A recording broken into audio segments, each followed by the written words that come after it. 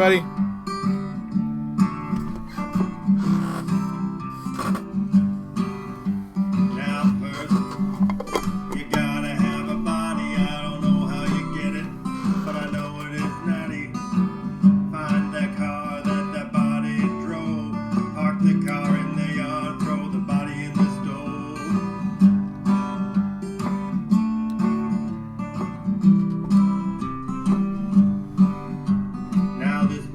Hi, Allie.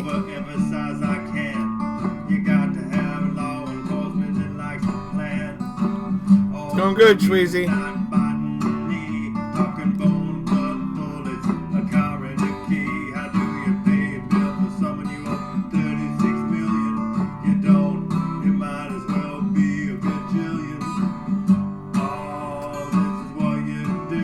Charge the one you owe with murder. The debt goes to...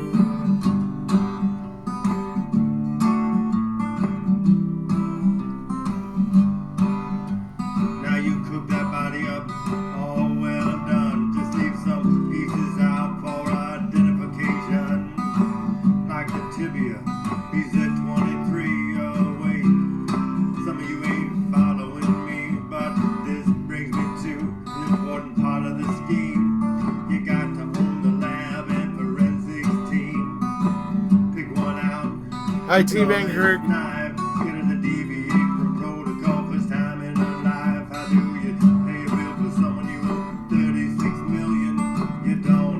It might as well be a gajillion. Oh, this is what you do. You charge the one you owe with murder. The debt goes to.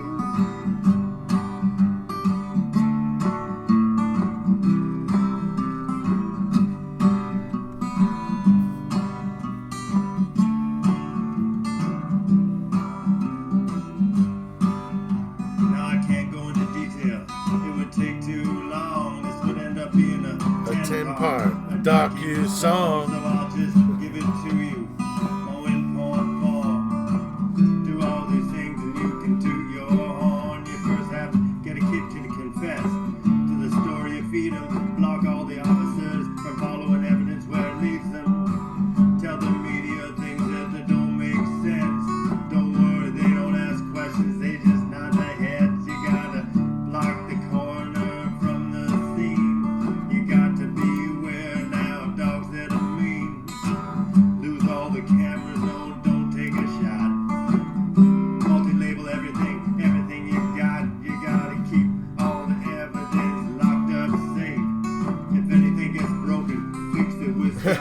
Schweezy, I love it. I love it, Schweezy.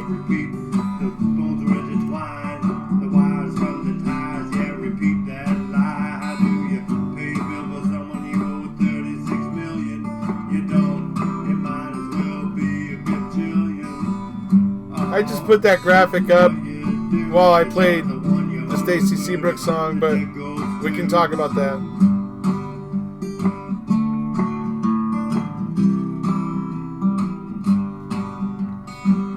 Thank you, Lori.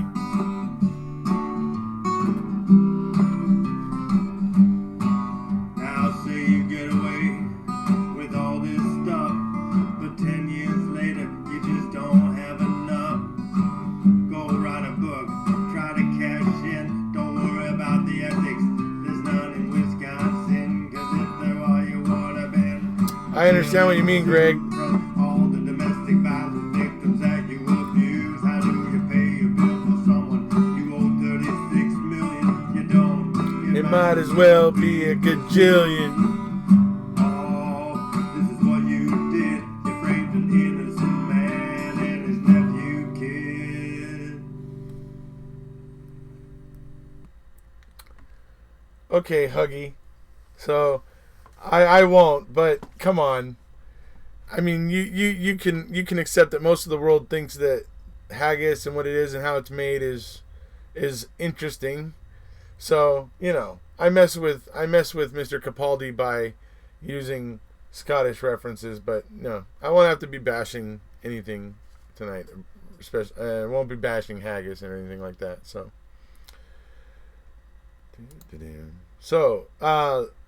to go over why we are here today a bit is, you know, recently, this podcast was done on iTunes by this podcast called Conspeared, and they did one before, and so I listened to it, and I thought they were okay, but there's two of them. There's a gentleman there, and then his co-host there, a lady there, and you know they're not bad. I honestly didn't think they were all that bad, really.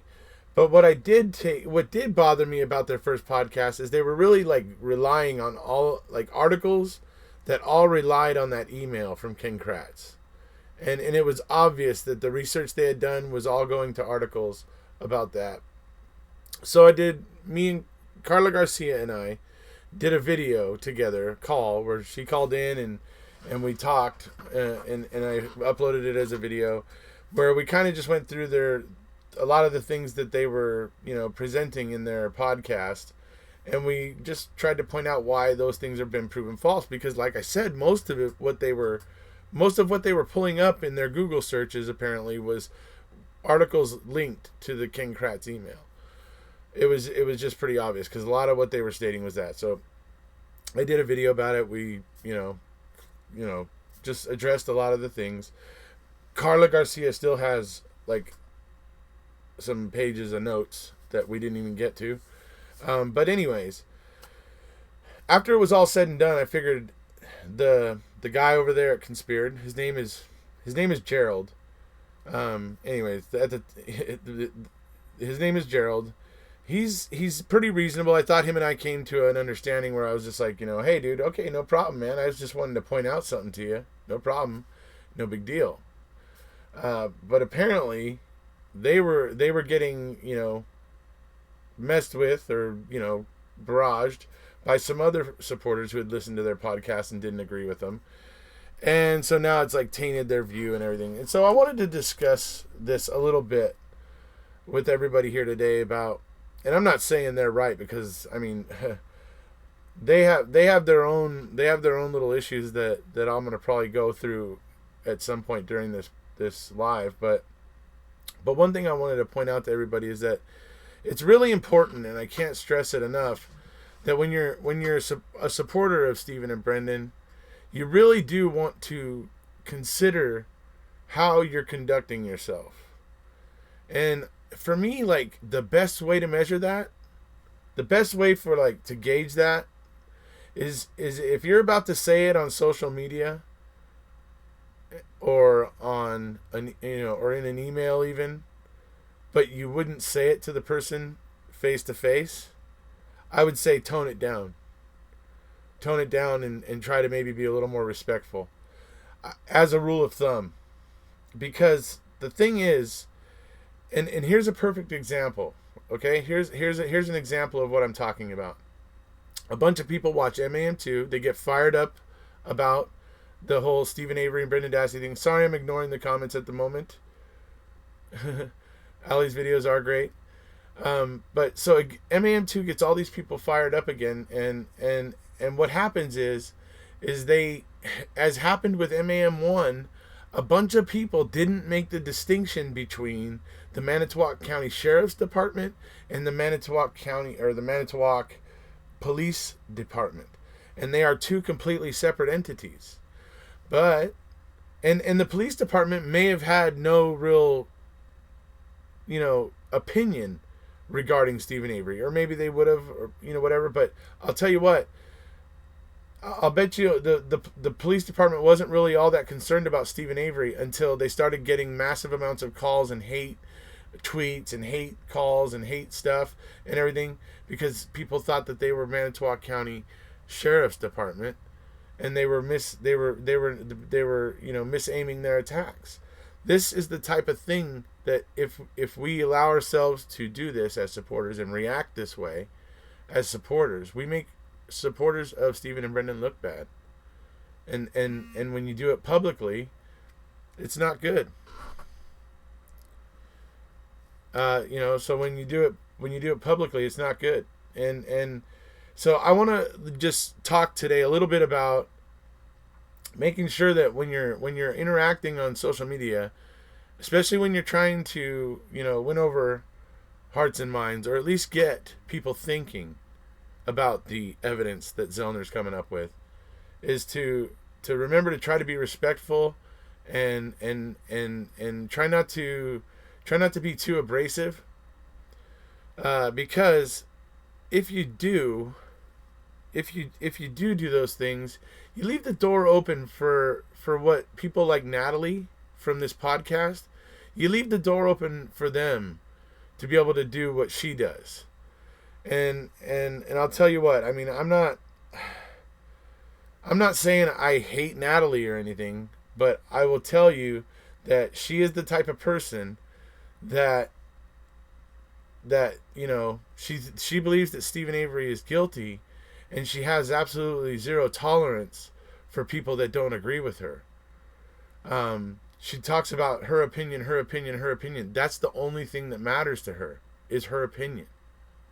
And when you give somebody like that cause to rant and rave like she did for like 10 or 12 minutes the way she did, it's not good. I would rather just take the fuel away from somebody like that. So I wanted to center this video kind of around talking about what it means to be a supporter of Stephen and Brendan, what it means to kind of, try to remember to have a little bit of class in your interactions, and make the term supporter of Stephen and Brendan Dassey not something that's reviled, and not something that's looked at incredulously and that sort of thing. I mean, just think about the image that we want to have as supporters. Do we want to be seen as bullying, going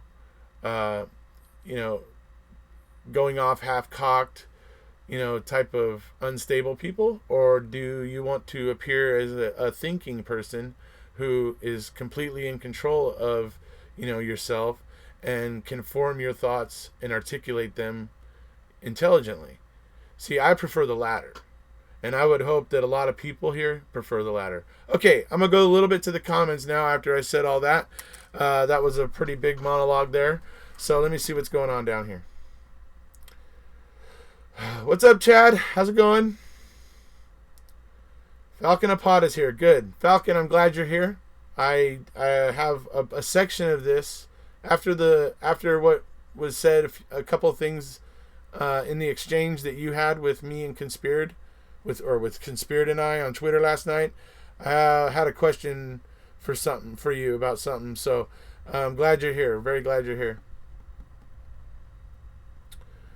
Let's see what we got here. No, she was talking about the response they received from the last podcast. Yes, she was. She was talking about how after the last podcast, they got a bit of a rough treatment from the supporters of Stephen Avery and Brendan Dassey. That is valid. That I hate the fact that she has a valid complaint, guys. I really hate that. It bugs me. It bugs me because, you know what? People did get a little bit harsh with them, did get a little bit, maybe went a little bit over the line with them. And so now they have this opinion about supporters. And so what this latest podcast they made, and the whole 10-12 minute rant by Natalie at the beginning of it has taught me, is that we all need to really think about how we conduct ourselves on social media, and when we're trying to convince others, or at least get other people thinking. But we want to think about how we're doing that, and we want to try to make sure we're doing it with some class and with some forethought, and not just reacting. See, it's important to not just react, to just it almost always is a bad idea to just react, because when you just react, you end up saying something you didn't mean, or you say something you didn't necessarily mean to say, and things like that, because you're reacting to a situation instead of thinking about it and then addressing the situation. So there's always that fine difference. They were apparently flooded with comments and angry abusive truthers. So Ali was saying, I never listened. Okay, here it is. I never listened to their first podcast, but judging by the way she spoke on the newest one, I got the impression that she was leaning towards innocent. Maybe her opinion changed. You got the opinion she was leaning towards innocent? I got the opinion she's actually, after watching MAM2, I got the impression of her that she is now maybe questioning a little bit more than she was after the first podcast they made. But I think they're both still leaning guilty, in my opinion. But you know, Allie, I love Allie. I think she's got great instincts, so maybe she's right. Natalie is the female co-host in Conspeared. It's a 2-person podcast. You got Natalie and you got Gerald. Gerald is the guy, Natalie's the girl. Couldn't tell which side she was on. I don't know how because that's what they try to do, folks. They try to bring in a balanced look at the case, is what they're attempting to do. And I'll tell you what, they did a lot better this time. I will say that. They did a heck of a lot better. Gerald really went and did some digging, and he went and he really found some good stuff and did his research, so that a fair amount of what was in there was really good. There's a few little things in it that I had a slight bone to pick with, but other than that, he actually had done a lot better this time than they had done before. So I'm willing to give him credit where credit's due on that.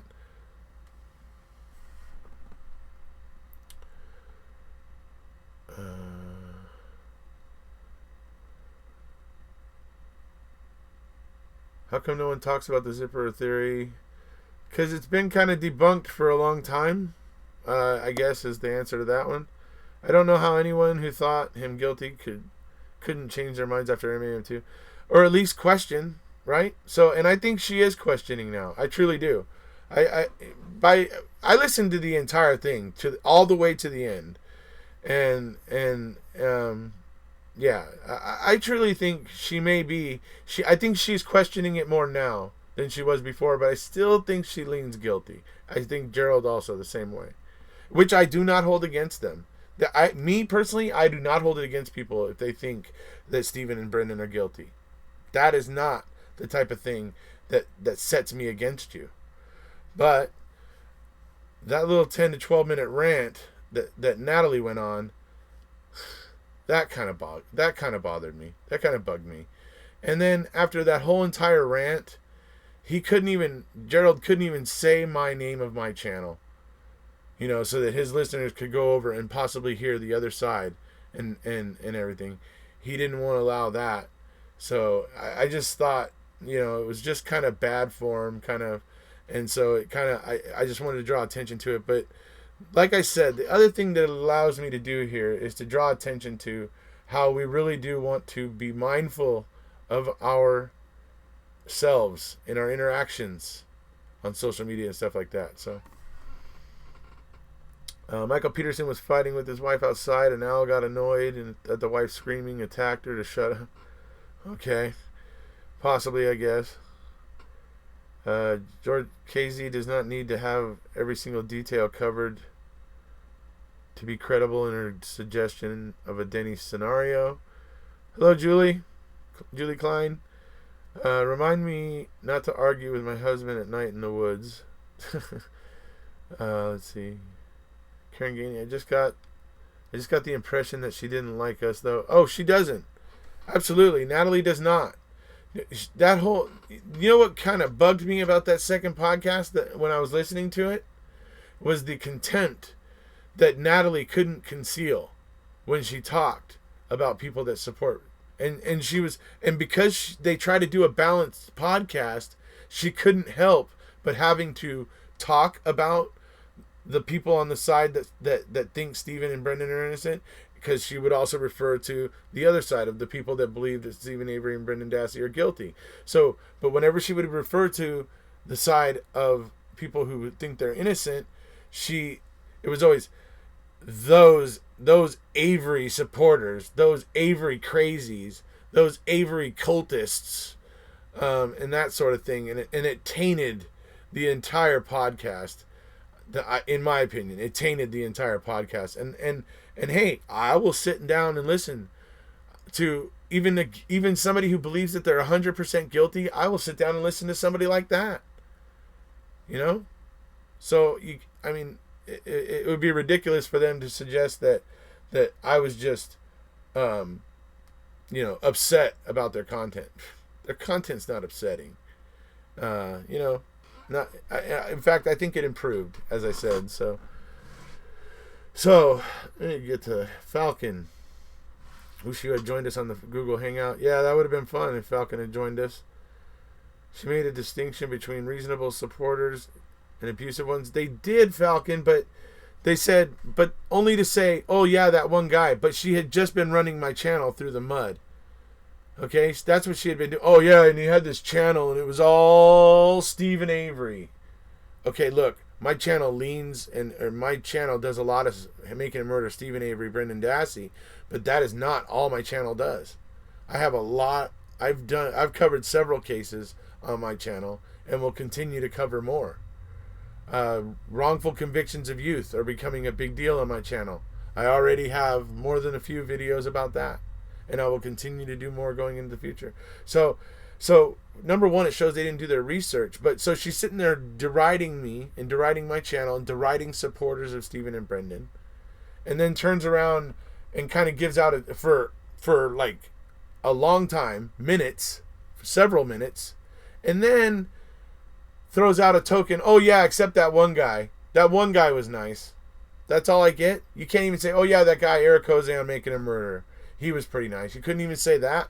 That's what got me about it. I was just like, come on, guys. What the heck? It just seemed to me just really just out of line, and not really very cool. So, but as I said, I acknowledge that, there was a reaction before that caused them to have a kind of a bad opinion of supporters of Stephen and Brendan, and that's why I wanted to call to attention, like I said, for this video, to call attention to making sure that as a supporter of Stephen and Brendan, that we try to think about conducting ourselves with class and dignity. Let's see here. So many around the world who think this is a horrible injustice. Calling names isn't cool. Have you seen the perplexed cuties recent thing on Brendan in the confession and how? Yeah, we've all seen that. The first 12 minutes, her tone was brutal and condescending. It was. It was just really bad. And there's another podcaster that was getting in on the Twitter thread, so I'm expecting we're going to see something from that podcaster, because because of the way he jumped in on the thread, or I assume it's a he, just because of this person, the way they jumped in on the thread, I'm thinking we may see a podcast from that person pretty soon, about how this went and things like that. So, like I said, it's important to me to encourage supporters to conduct themselves in a classy way, and to maintain integrity, and to not react, but to think and then calmly respond.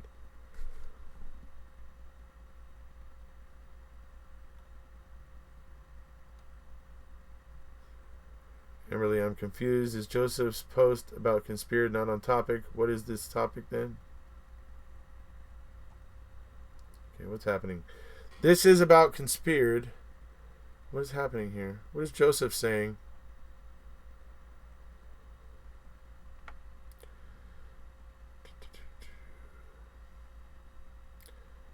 I don't think that we should worry that much about the yeah, okay, fine. Yeah. Let me also say, look, people, Conspeared is small potatoes, really. They are. They're a small podcast. But let me also say this. Because true crime is a genre that's growing and people are getting more and more interested in it, these two are getting noticed. Trust me, I did not find these two. I didn't find them. It wasn't me. Okay? First time they made a podcast, somebody brought it to me. Somebody brought it to me saying, hey, look at this. And I went, oh, it looks like they're relying on articles written based on the King Crass email. Okay, well, let's try to dispel some of that And so we made a video about it. Did some of the supporters go a little overboard? Yeah, I gotta say, probably they did go a little overboard, which is why I'm trying to say this time to remember to be classy. But yes, Conspeared is a small, tiny little podcast. They don't really, deserve that much attention. But what this does allow me to point out is how important it is, because there's 100 other little podcasts out there like Conspeared, right? There's 100 other little ones out there that people are discovering and listening to, and we want to make sure that Avery and Dassey supporters have a good reputation when it comes to others in the genre of true crime and that sort of stuff, right? I mean, I don't know. Give me a yes if you agree. Erekose is right. If that's what happened, because people were defensive and offended and they were misinformed by Kratz's email, that's been disproven. We handled it if wrong, it true. Yeah, they were Gerald and his co-host in that first show were relying really on articles based on that original Ken Kratz email. And you all know what I'm talking about now, right? Because I posted the Texas Tech Law panel discussion, and part 2 was the guy telling you about how everything you were seeing in the media, how all those media reports and stuff were all being based on that email that came from Ken Kratz, right? So you all understand exactly what that means and how that works. So what it was is these two, when they were going into their research for this case, they were Googling things, but they were, for whatever reason, they were getting results from or at least their results were leaning on the sites that had gotten or based their articles on the Ken Kratz email, essentially. That's all. And so I just wanted to kind of dispel that a little bit. And if you watch the video of Carla and I, you'll see that I am not being very critical of them at all. I was only making a point to address some of the things that they, talked about in their podcast that I felt they didn't fully explain, or things like that. And yeah, like I say, and then like I said, some of the supporters got a little out of hand in my opinion, and it, like I said, when that happens, it kind of paints a bad picture for supporters. And so that's why I'm just saying we should think about that and how we conduct ourselves, because it's important.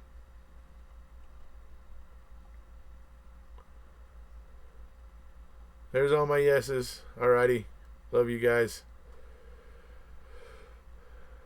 Rebutting a Murderer was...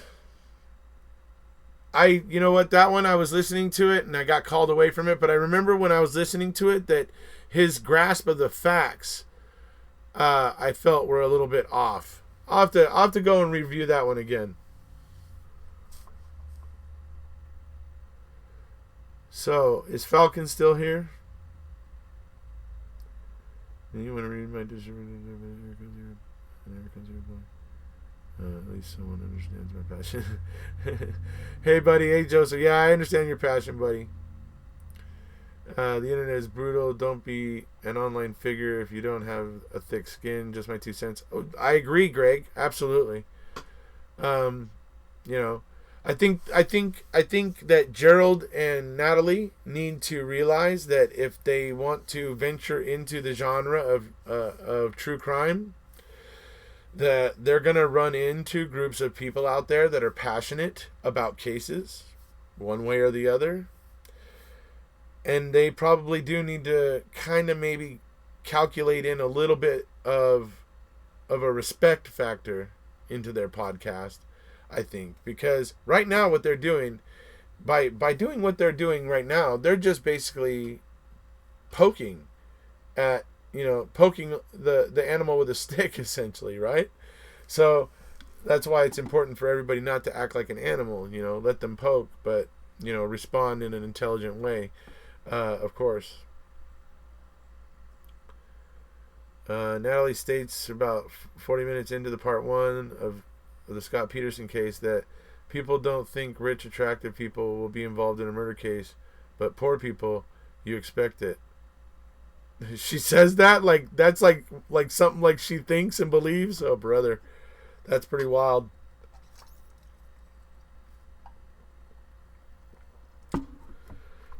KK didn't need to pass a bar exam. That's correct.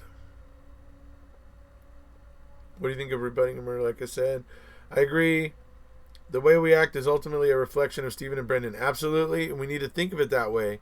Because trust me, the Ken Kratzes, the Tom Fassbenders, the state of Wisconsin, the county of Manitowoc, they want to paint us in a bad light.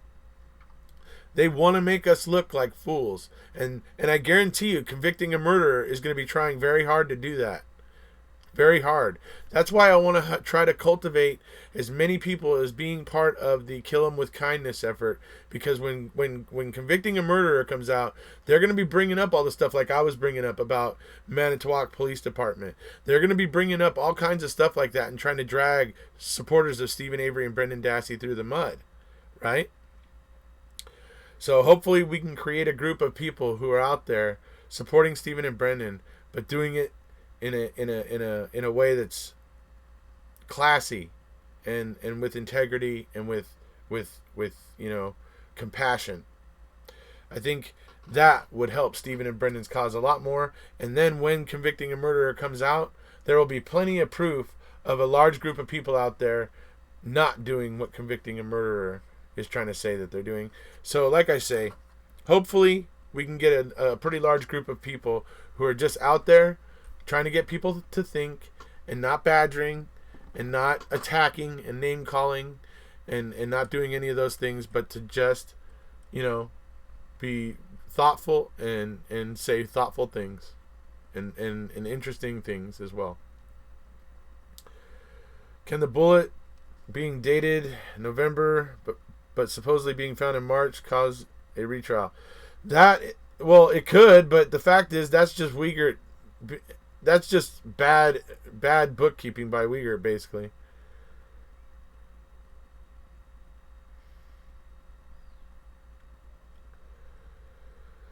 Let's see. There are good and bad on both sides. Absolutely. Falcon Apata is absolutely right on that.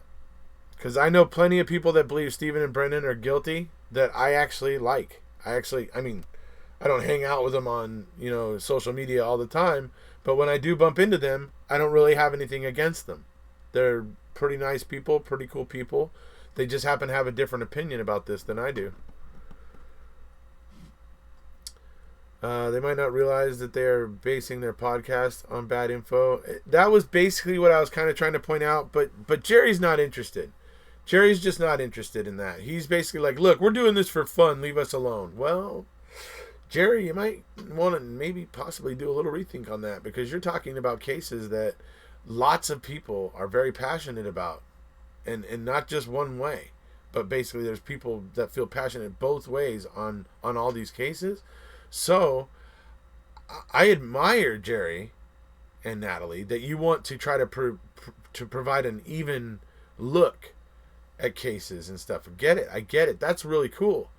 But when you spend 10 or 12 minutes attacking a segment of the true crime community in your podcast, you're asking for trouble. I'm just gonna point that out to you. That doing that is asking for trouble. So hey, I'm all willing to. If I don't know if Gerald's gonna watch this or not, but Gerald, if you do watch this, I'm willing to bury the hatchet on this dude. But I would prefer you guys would say in your podcast either don't mention Stephen Avery and Brendan Dassey supporters, or at least try to speak about them without contempt, Natalie, and and possibly even say, and hey, if you want to learn more about this, head over to this channel on YouTube, because you guys know you only cover a case per week, right? And you guys go from one case to another, so you're not going to be covering Making Murder next week. And if some of your listeners have an interest in it, they can have somewhere to go and talk about it, right? Only makes sense. So I'm totally willing to work with you guys. I mean, I would prefer to try to alleviate this attitude that I hope can that you guys were trying to create in the opening 12 minutes of that podcast. So yeah. Anyways, moving on from that. When your podcast is on real life people in jail and things like that, yeah, exactly. They gotta kind of come to grips with the fact that they're talking about a serious subject matter, and as much as it's just for fun for them, they gotta take it a little bit seriously. If the facts are on your side, then others will recognize it. Let's see. Ordered my daughter a Avery Salvage Yard sweatshirt today. Cool, Elf Allen. That's awesome. So no other comments about the case are allowed. What is Kiyomi talking about? In your podcast is in real life. What is Kiyomi talking about? Anyway, during trial, KK stressed the November collection of the DD rifle as proof that the FL bullet couldn't have been fired after November. KK influenced Uyghur to write 11/21/05.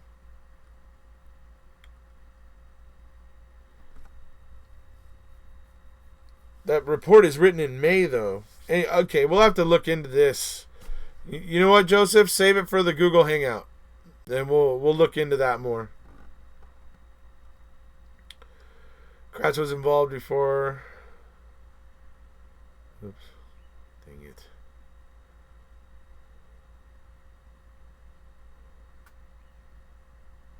Don't caught up in emotions. Be like Spock. I thought that was nuts. It's ignorance, and that's no excuse as real people. Yeah, but it doesn't. Okay, but there's no excuse for Natalie to act the way she did. But there's also no excuse for us as supporters to act poorly. There's no excuse for us to do it either, and that's really the point I want to stress here. I mean, I'm using this experience as a way to point out why we should all be careful about how we conduct ourselves. If you're going to be covering a new case every week, if it would be nice if they at least attempted to speak to someone on both sides rather than reading it. Yeah, but they want to keep it just them. It's their whole thing. They're controlling their little podcast. It's all about, it's just for them. It's, at least that's what he's telling me, because he's trying to placate me, and whatever. And the fact of the matter is, I know they want subscribers because I listened all the way to the end. Not subscribers on iTunes, but I know they want listeners and stuff, because they're all, at the very, very end, they're talking about how, oh, we don't have any haters. We don't have any haters. Nobody, everybody loves us. That's why we get all good reviews and blah, blah, blah, blah, blah, and on and on and on, And I was just like, oh, really? Okay. So I know they care. They care about how many people listen to them. They care about how many people thumb up their podcast. They care. So it's, the point is that, like I said, this whole thing brings home the fact that we do need to watch out the way that we conduct ourselves as supporters. Dude, I found something big. Okay, Mila Billy. We'll have to check it out later.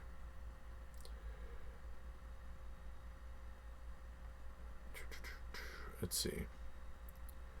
We're only doing what Erekose has asked us to do. Okay, what is happening?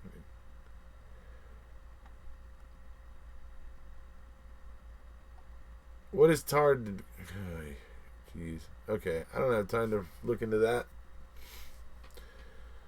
The notion that a grave injustice has occurred and innocent men have been in prison engenders deep passions from within Avery supporters. It certainly does. You're right, Falcon. And what I am seeking to do here, guys, you understand? I mean, if you guys are looking at what Falcon's saying here, Falcon is right. But what I want to do is I want to help you guys channel that passion. Use it effectively. Don't just have it make you, just go off without any direction, right? Harness it, channel it. Don't just let it rule you. You know, passion is great. Passion is good. Passion is a noble trait, but you gotta control it. Paul Capaldi, if you're texting, you're fine. Keep going. Very true about acting poorly at Erekose. Thank you so much, Christy. Bad behavior doesn't stop bad behavior. That's true. It breaks the whole case. Erekose was speaking about a very specific topic. We asked that you guys wait until he opened it up to begin discussing all the other case things. That is all, people. Yes, please, people. Just allow me to get through this first half hour, 45 minutes where I want to talk about this and stress this, and then we'll open it up to some other things you guys want to talk about. For instance, like me going over 1 million views today. Probably not going to happen right now. I was hoping it might happen actually during the live session here, but it looks like it's not going to happen for probably a little while longer, unfortunately. So I'm at 998, 710. So I'm basically, I need another 1,290 views to hit 1 million. So I don't know. If you guys want to help it along and start, open up another tab on your computer screen and go find one of my favorite videos, like the cabinet video, or the one where I have the footage from Avery Salvage Yard about the bones, or something, and share them like out on Facebook or on Twitter or something real quick, and try and get more people. Try it out, see if it works. Maybe we can get that 1,200 in before another, let's see, before another hour and a half or so. Maybe we can get it, and then we can say we were live when it happened. We'll have to see how it goes. Falcon, that may be the truest thing I've ever heard from you. This podcast goes to show how respectful you are for both sides, and we all learn from that. Thank you so much, Linda. I appreciate that. The Bones #1 is good. I'll watch it again. Let's see here. Still baffled by who moved the RAV4. Colburn called it in the day before it was found. I still think it's Colburn that moved it. Guilters like you, Falcon Apata, are sincere. Not all seem to be. Exactly. And that's why I say there's bad actors on both sides. There are. And Natalie would be, I think, verging on a bad actor on the guilty side. That's my opinion, because she just is always seemed dismissive, and trust me, after they did their last Avery one, if you actually listen to the first Avery podcast, the very next episode, they actually talked a little bit about me and what happened and stuff like that, and she just had a very, very poor opinion of supporters, and at that time she wasn't even able to say, oh yeah, there was that one nice guy. At that time I was lopped in with everybody else. She is very much a reacting person. She reacts and then she digs in, and that's it. That's just the way she's wired. It's just the way she is. There's nothing wrong with it, but it makes it very difficult to change her mind, in my opinion. That's the way she strikes me anyway. I could be wrong, but that's the way she strikes me.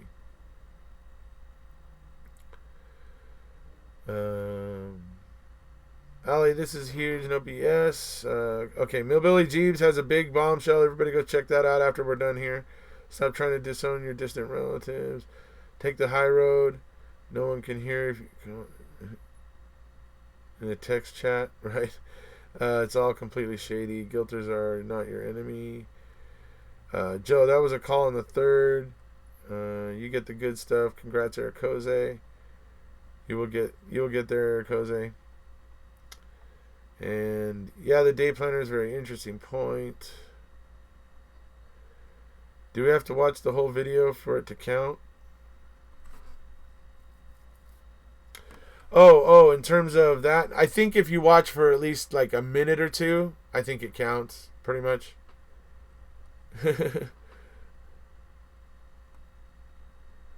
Obviously, Colburn with the Rav. Let's see. Yes, make a video. Just post a link to the NBC 25 video.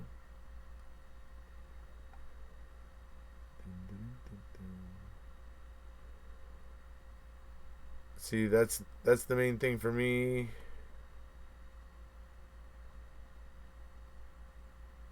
It's the main thing for me. The day planner and Colburn calling in the car. Yeah, must be involved somehow. Absolutely. Then search Shedder. Pay attention to dates. I tried speaking with no sense for many months. I tried like I did with Herman, but you can only listen to the nonsense for so long. Let's see. Millbilly, this... Okay. Alright. Back up here a little bit. Let's see. You're not an enemy. You're seeking the truth. That's important. It involves his interview. And also I have seen flyover video where the car is not there on the 4th. And it's NBC 25 news coverage. Interesting. Very interesting. We'll be coming over to check that out, Millbilly Jeeves, afterwards.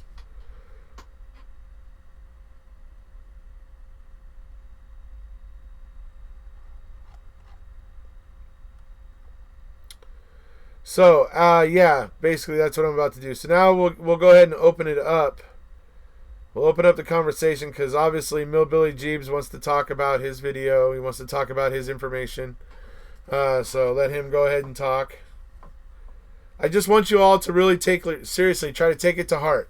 I know all of you aren't going to listen to me, but for those of you who understand what I'm saying and understand the importance of Stephen Avery and Brendan Dassey supporters having a good reputation and having and being known to be, thoughtful and respectful people, and how that is important. I just hope that hopefully we'll have it catch on. So, but go ahead and open it up. We'll open it up now to what you guys want to talk about.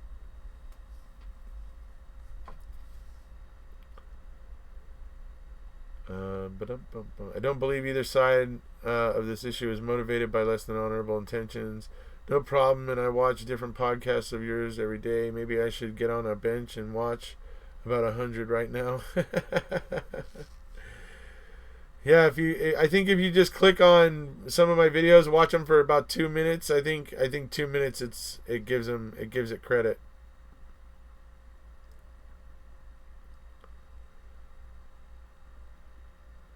And you can try sharing it on like Twitter or maybe if you're in a Facebook group, Making a Murderer Facebook group, you can maybe try there, or a true crime group. You can try maybe posting one in there or something. That way you grab other people. You can get like 10 people click a link.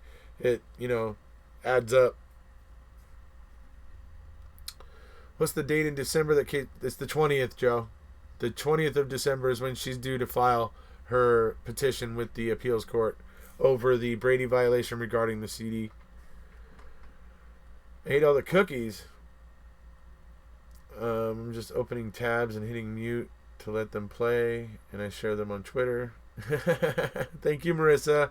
See, Marissa's the bomb. I really am going to maybe have to think about putting Marissa on the payroll somehow. Yeah, no problem, Joe. I know everybody's terribly interested in when she's going to be filing and what that all means. I know you guys, those of you who haven't been following the process all this time, I know that you're all very, very curious about it and you want to see how it works. So yeah, we wait till the 20th. She then files it. Once she files it, within a day, we will have the full document available online. And you will see me making a video within a day, usually. Sometimes it's 2 days, but usually it's within a day.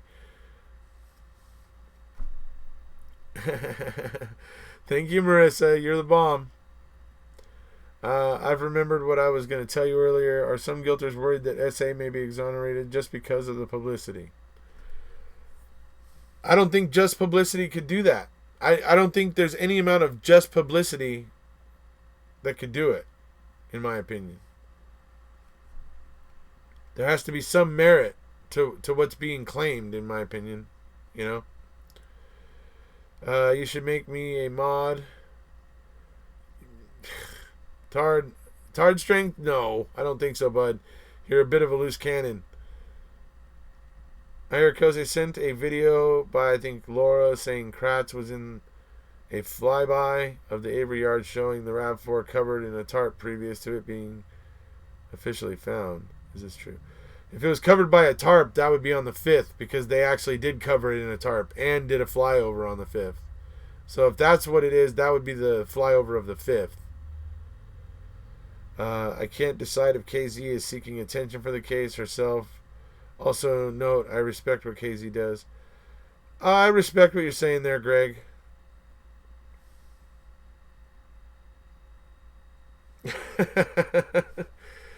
Yeah, that was funny, Marissa. No worries, Marissa.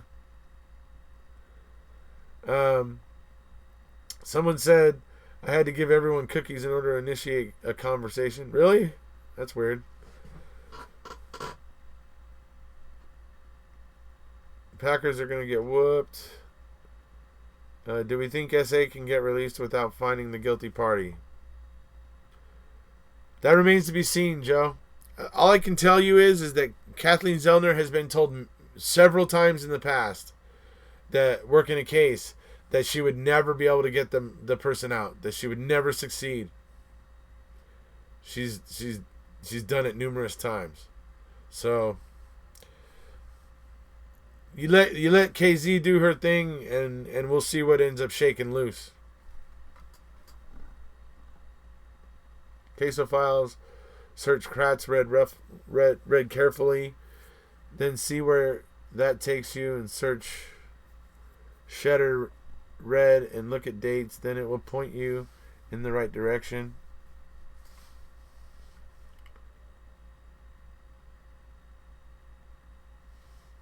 Paul, yes and no. The video I seen fly over there was no police or anything around, and it was all.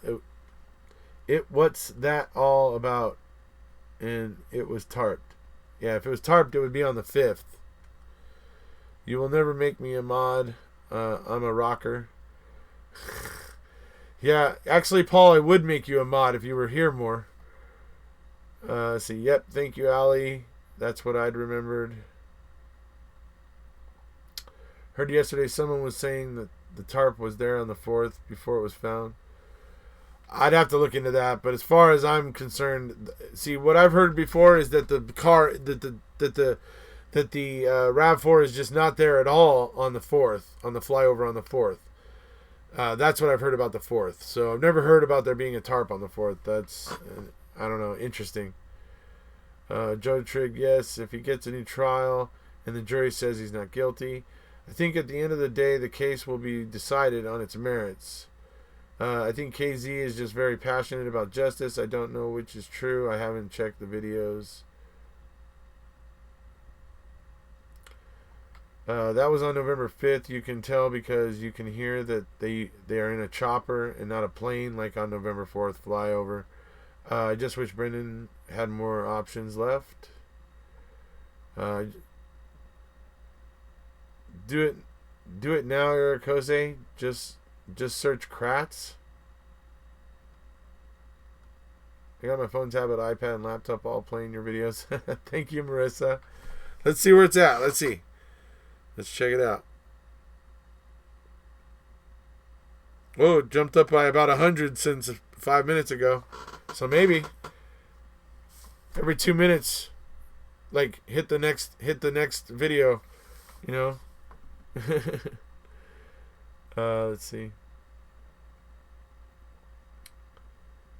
The key to the KZ appeal is to discredit as much of the prosecution as possible. The forensic evidence submitted is garbage. BOD was the star witness, and BOD has no integrity.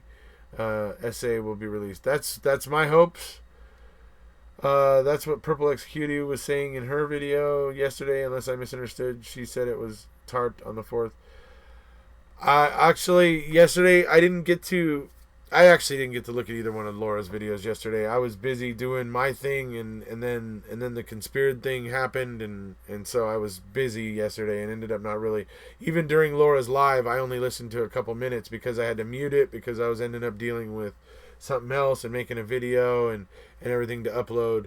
to follow Laura's live. So I ended up not being able to get to focus in on much on what Laura was doing yesterday. So I do apologize. I just don't know what you're referring to. Who is the Greg you guys keep mentioning? Greg Shedder. Hey, dude, and everyone else. Here we go. Awoo. Awoo. That's the Werewolves of London. Howl. Julie Parker, that was what Laura said.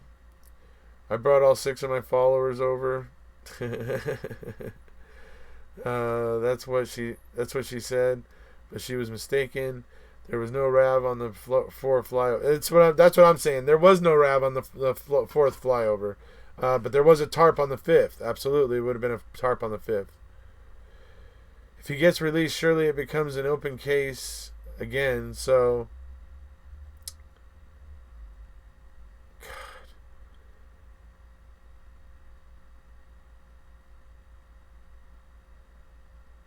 So they will start questioning people again, right? I'm not sure what they'll do. Honestly, if it does get overturned, I'm not sure what they'll do. Will they reopen the investigation? Will they try to figure out who really did it? Will they, use the information that Kathleen Zellner has provided? I don't know what they'll do. I really don't. Pretty sure I pretty much missed Laura yesterday, family stuff. Thank you. That tarp covering thing really bothered me. They have opened the case again. Oh, yeah, they opened it. Well, they opened it in Calumet County reopened the Teresa Halbach investigation in September of 2017. In fact, I have a video about that if you guys want. Yeah, here, let me see if I can find it for you real quick. Oh, wait, not that one. Dun, dun, dun, dun, dun.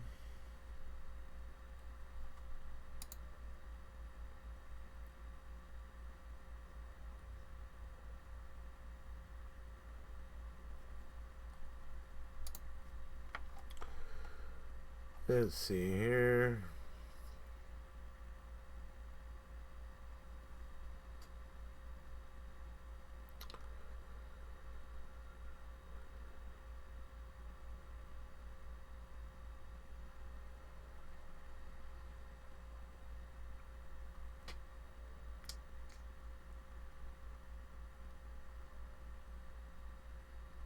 There it is. Okay.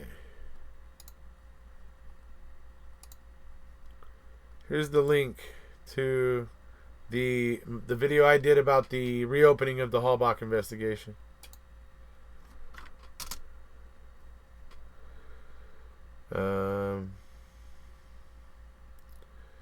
See what I would like to know is where do they say the debris that was used to try to conceal the RAV came from? The hood, I would imagine, came from right there. The wood, because it was so thickly there's thick trees and stuff on the other side of the cars that were parked there. I think it all just kind of came from the area roughly there. I'm not sure that I've had anybody really ever ask that question, so I'm not sure. The problem is that there's going to be so much pressure to make sure someone is in prison, so they won't be willing to release SA until they have someone else to replace him. They've already shown interest in Zellner's findings and theories. I have a feeling the police will use that to find the real killer once they've exonerated Tim. She is Wendy Baldwin. I have to keep checking while I'm at work. Tim says she's one in the video picking up his mail and saying, I don't think he'll be making that event. That is Wendy Baldwin saying that about the letter he got from the Innocence Project about a lunch where a bunch of the people that had been exonerated were going to get together for a lunch or whatever. The tone Wendy used was making the sarcastic comment made me disgusted. Yeah, absolutely. The trial did have a change of venue.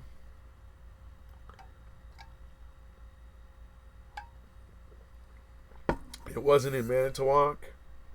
Did the RAV appear to have any scratches or dents from all the stuff being placed on it? Trees are heavy. They weren't really trees. They were really more like branches, though. But I don't know. There was that one spot on the rear driver's side, like column, on the back rear column there. There was like something that looked like paint chipped or something like it might have happened there. Stopped in transit with the vehicle. Yeah, they did. Dear Mr. Eric Dozy, why do you keep telling everyone I'm British? You know perfectly well that I am an American. Why are you so deluded? You havering plonka. See, hey, guess what, Captain? You just used a Scottish term. Maybe put down the Scotch. So, do you think Colburn and Ryan think SA did it, or know that Bobby did it, and with Scott potentially being involved? Tim, she's a deputy in Manitowoc, but wasn't Kratz from Manitowoc? I think he was from Chilton. Where's the link to the video of the investigation being reopened? I don't know. I posted it. It's here somewhere. Here, look. I'm going to post it again.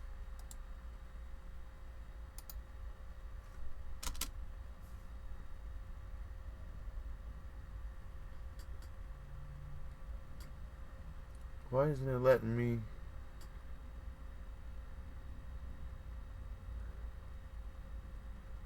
Huh.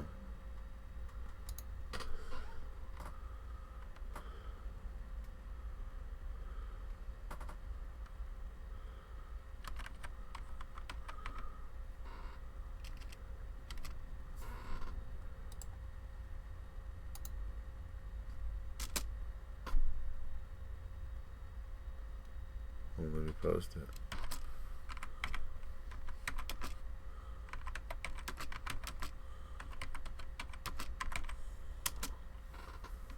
That's weird. It won't let me post it. Oh, wait. There's something wrong with my chat.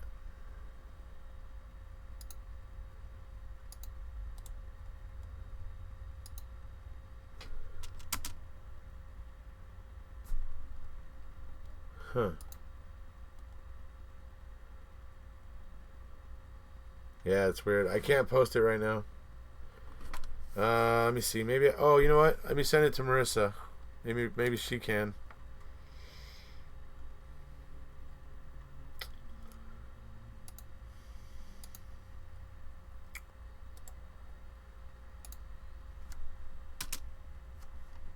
All right, I sent it to Marissa, so she knows which one it is now, and she can try and post it in the chat, because I don't know why this is not letting me post anything right now.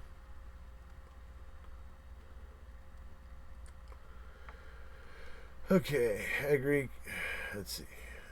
Millbilly the Foundry was actually okay. I said it's easier to kill than to frame. I agree, Karen. She felt she had power with her sheriff department connection. I'm afraid you're right. I don't want that to be true, but I worry about it. Erekose, the mods have silenced you too? No, I don't think so. I think it's some glitch with YouTube, because I've been switching between my accounts today. It's probably something to do with that. Is the cousin SA ran off the road employed by Manitowoc at the time of the Hallbach murder?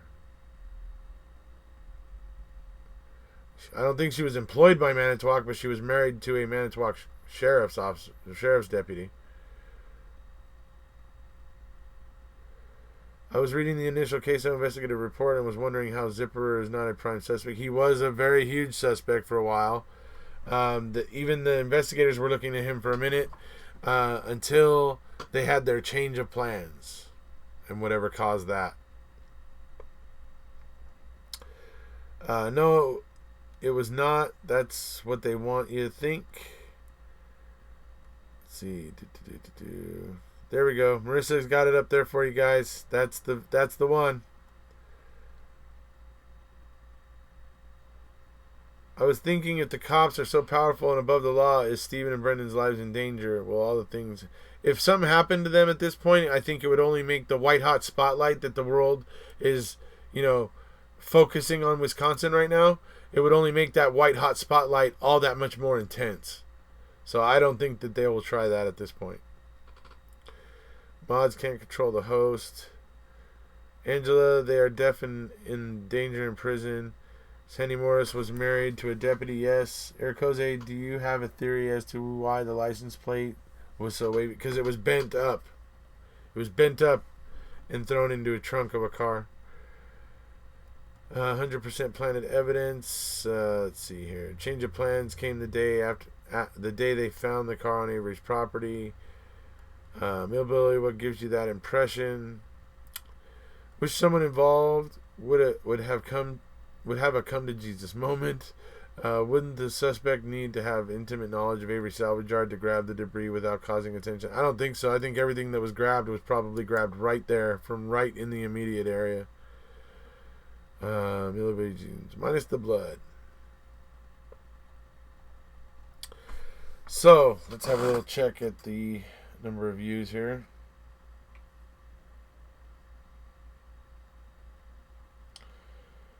And we're at 9,000. We're basically we need about 1,082 views. So 1,082 views to go.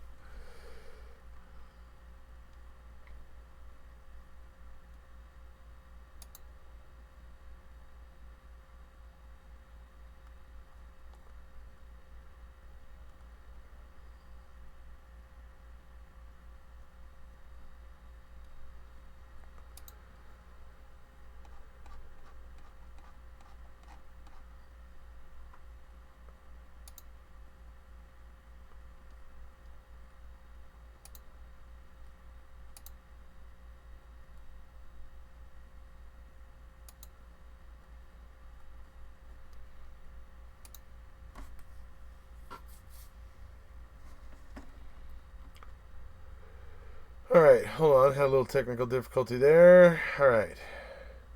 Evidence was used to implicate Avery, and Brendan confession helped them prove it, but it's all a lie. That is why it was not used in Stephen's trial. I'd say there's probably a fair chance of that. Change of plans came before finding the Rab. I thought so as well. Yes, but on that day, Colburn is documented taking custody of Stephen's blood before Rab is even found.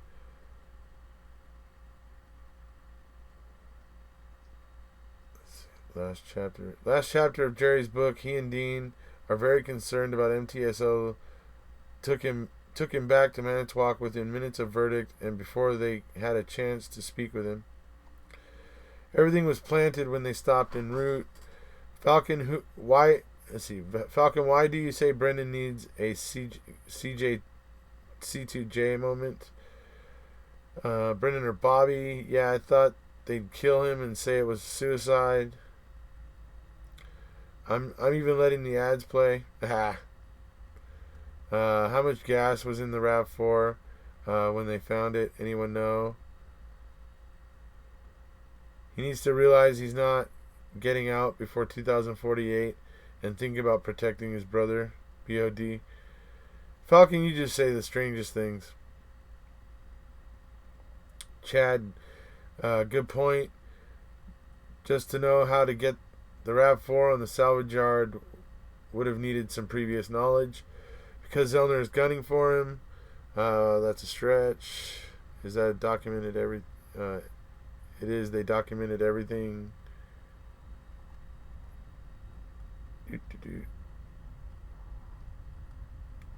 Barb knows more than she's letting on. Scott seems to always be around when she speaks to Brendan. At least that's what it looks like. Search gas mileage and search. Zellner is not gunning for Brendan. I think if they were going to kill SA, it would have happened already. I think that's probably true. Barb is oblivious. If she does know more, cops were all over Avery's before they found the Rab. They knew where and how to get in. Zellner is gunning for Bobby. Scott has something over her. Oh, over Barb, you mean? Amber gunning for Bobby. Barb may have fried brain syndrome. I don't know about that. Let's see. Matt Damon knows more than he's letting on. Maybe he does, but probably not. I don't know. Everybody has their opinions because, you think that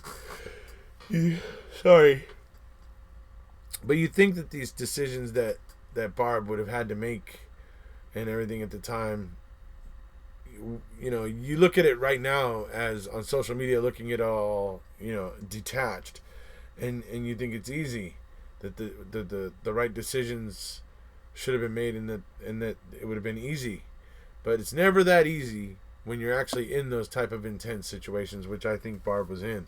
So I'm a little less critical.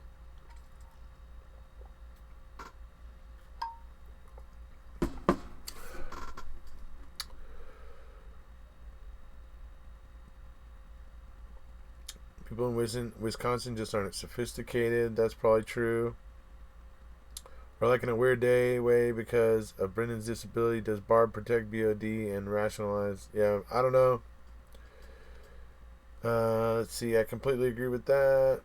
Why are you talking with a California accent and wearing an Aussie football shirt? Are you confused? Are you new to the channel, Devinda? Do you know? So, actually, thank you for giving me the chance to explain the shirt once again. This was a gift to me by an Australian supporter. It is a Australian, I believe, cricket jersey. It was given to me by an Australian supporter when I was in Manitowoc for the rally this year. And him and I were both there, and he gave me this shirt. It is a symbol of Australian international support, and I'm very glad you asked me about it. Thank you.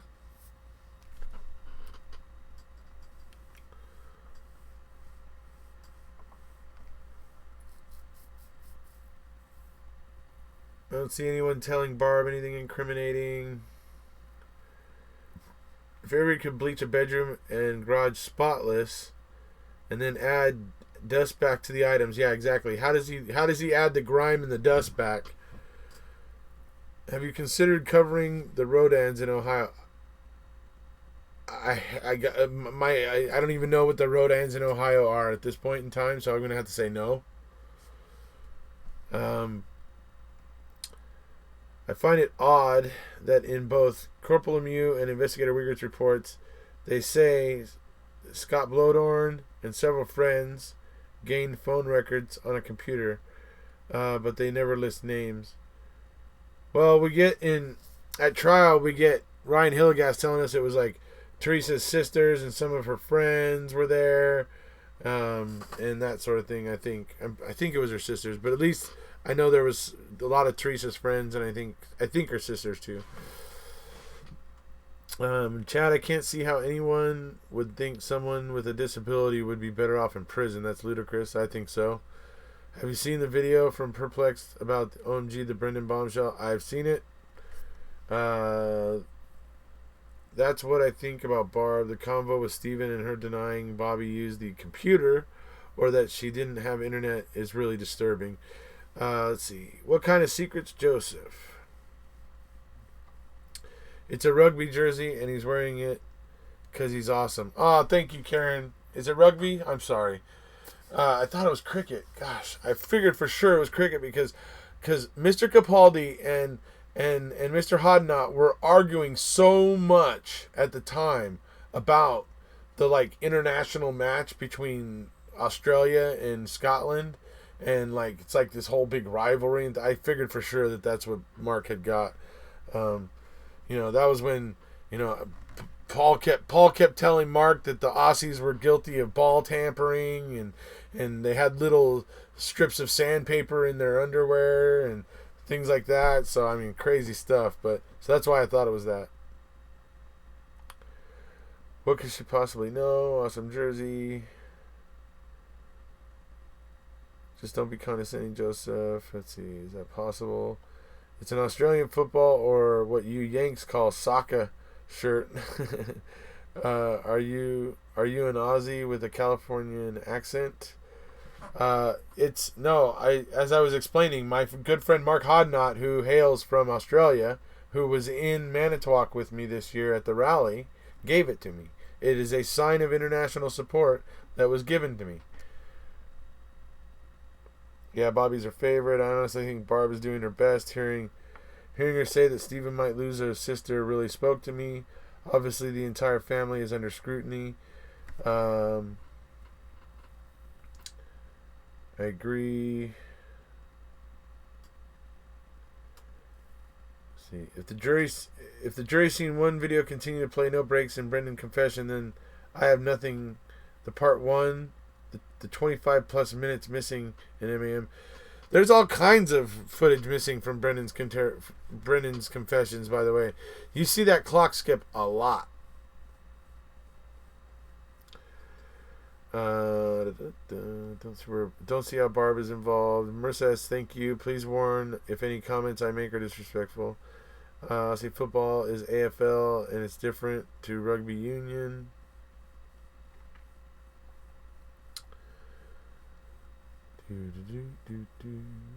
I think the stress is due to where the evidence is going. The part where he says who shot her in the head. Yeah, that's not there. That's true. Barb tells S.A. to think about B.O.D., who has 2 children. S.A. has had children. What about him? That's true. Didn't say Barb was involved. I said I think she knows more than she's saying.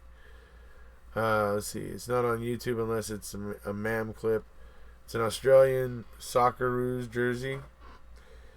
Socceroos? What is Socceroos? Tick, skip, talk, Manitowoc. The entire March 1st interrogation is on YouTube. Is the entire thing on YouTube, Ali? Because have you not watched the way that clock skips at certain points?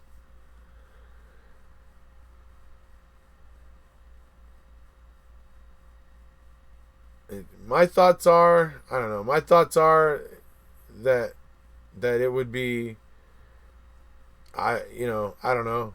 I honestly don't know. The dial-up consumed the home telephone when BOD used the computer. Blaine Dassey knew that everyone had to wait to make a phone calls until he logged off. Barb, yeah, that could be true. Emergency Dr. Pepper break.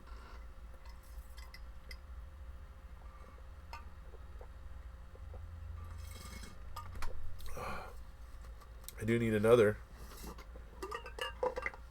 Let me see.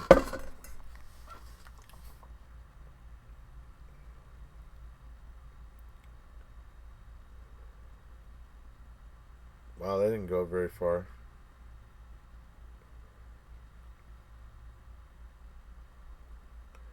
So it's at 9,000. It's at 999,045. So basically you need 955 more views. So I don't know. That would be a tall order.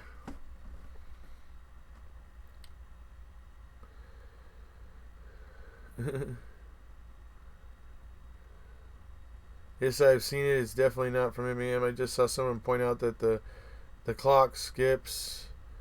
Pretty sure it's a Wallabies jersey. I'm Ost. Watched it twice, 6 hours. The Australian football teams are called the Socceroos. That shirt, I nothing to do with the Wallabies rugby team or the Green Baggies cricket team. Okay, Millaby, if it's that long, it's definitely not from MAM. Footage missing in MAM 1 and 2.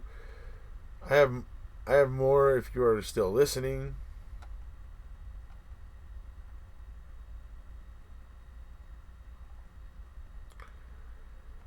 Woohoo on it. Let's see. My favorite part of the interrogation was when BD took a nap. Not guilty, right? That's actually a very good point. Let's see. It went up by 80 in 7 minutes though. Yeah, it seems to be making some jumps. So I'll try to go a little longer I'll try to do what I can here to try to go a little longer to give it a chance. Hopefully, maybe if enough people out there open up a few browsers and start getting a couple playing, and then just change it to a different video, say every couple minutes, every 3 or 4 minutes. Maybe we can get it there. It'll be fun if I can hold it up here on camera and show you guys that it's 1 million views. So I would love it if we could do that while we're live. It would just be a really kind of cool capper to the video. So that'd be kind of cool if we can. Well, if not though, there's no pressure. I don't want you guys to be sitting there, concentrating on so many things at once and not being able to enjoy yourself. So it's up to you guys. Thank you, Sharon. Thank you. Let's see what it's jumped by. I didn't actually look right now. Let's see how much. So it jumped up by 15 since just a couple minutes ago when I was... So, look, it looks like you guys might be doing it now. It looks like you guys might be making some progress there. It looks like it's going up pretty quick. Hit like. Yes, oh, absolutely. Hit the like button, everybody. That always helps. It helps this get shared. It helps it get, passed around by YouTube's algorithms. It helps it get suggested by YouTube's algorithms. So definitely make sure you like the videos. What's up in Wisconsin with women marrying deceased husbands, brothers, and cousins? Yeah, it is a little odd the way that kind of is with Teresa's mom. I just got a thing saying you were on, and here I am. Got you up on my phone and my iPad. All right, great job, everybody. Thank you. It'll be cool. Like I said, it'll just be kind of cool, something cool that we could have all been here for the moment it hit 1 million. 1 million seems like a pretty good number. That's a huge amount of views. Well done. Thank you so much, Sharzy. I have 3 devices going and I'm flipping every 2 minutes. Thank you so much. Thank you guys. I can tell you guys are really trying, so this is exciting. This is very exciting because it'll be cool if we hit it. It'll be really, really cool if we hit 1 million while I'm still on. Let's see how long I've been going. I have been going an hour and 23 minutes. So we definitely got more time. I can definitely go probably another 45 minutes for sure. So let's see if we can get there. Let's see. I don't think BD had any idea that he was in trouble. He thought he was just going to get back to school. That's not someone who's relaxing because they're caught. Exactly. Sure they do, Amber. It's like what Verbal said in the Usual Suspects. Oh, you know what? Hey, Apata, Falcon, there was something I was meaning to ask you. Is last night in the tweets you obviously were taking up for Natalie, and you said that you basically agreed with her that what she's saying about truthers, she's not wrong, and I don't disagree with you on that. I don't, but. If you remember, I also posted a link to a video that I did with Carla Garcia. And I was just curious, did you actually get a chance to review that?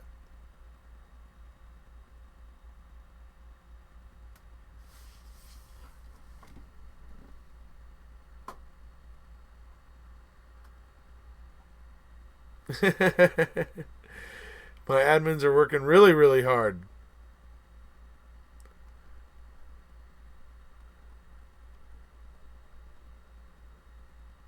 See, did we lose Falcon? Dang it. Falcon, you still there?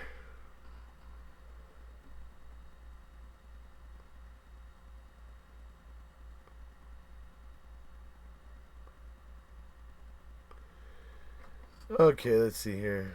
He did not talk to Barb until the cops were out of the room, and the jury never seen that because Kratz did not show that. Yeah, but that's partially Brennan's defense lawyer at that time, Frengen. I believe it's Fremgen was his name. I mean, that's kind of his fault for not insisting and for agreeing to allow them to not play that end of that. I mean, had he not listened to it, that he knew that did he not know that the most important thing for his client that was said in all of those interviews was in that last 25 minutes or whatever? It's just like, oh my gosh, Brendan was just failed by his counsel at every turn. I was really upset by that. I tried to get in touch with an Avery family member, but she was unavailable, so I chatted with you, dude. Let's see.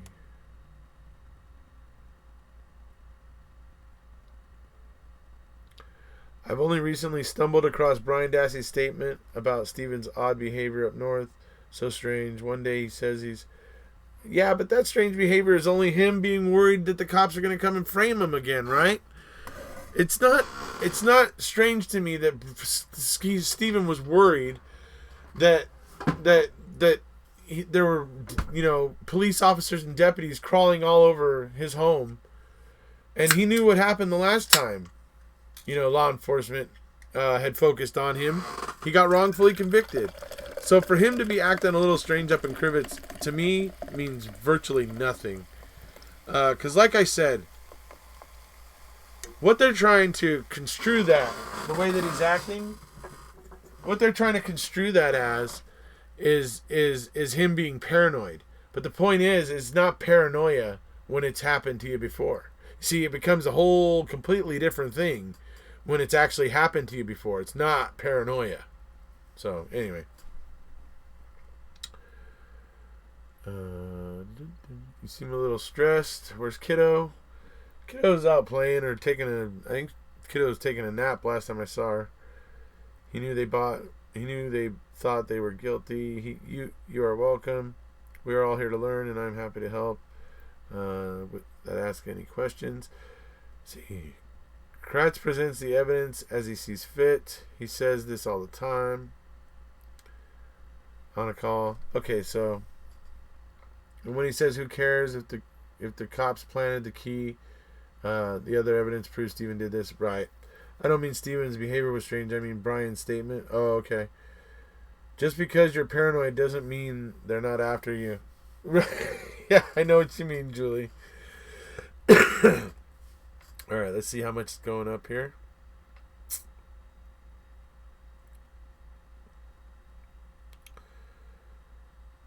Oh, wow. Yeah, it's going up kind of quick. Now it's at 99,209.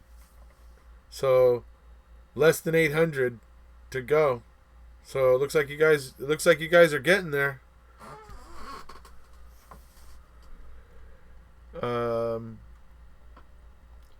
Had early not allowed the police to search the salvage yard, would they have had grounds for a search warrant?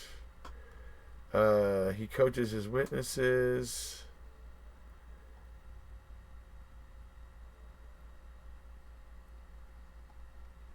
It's more like deja vu, not paranoia.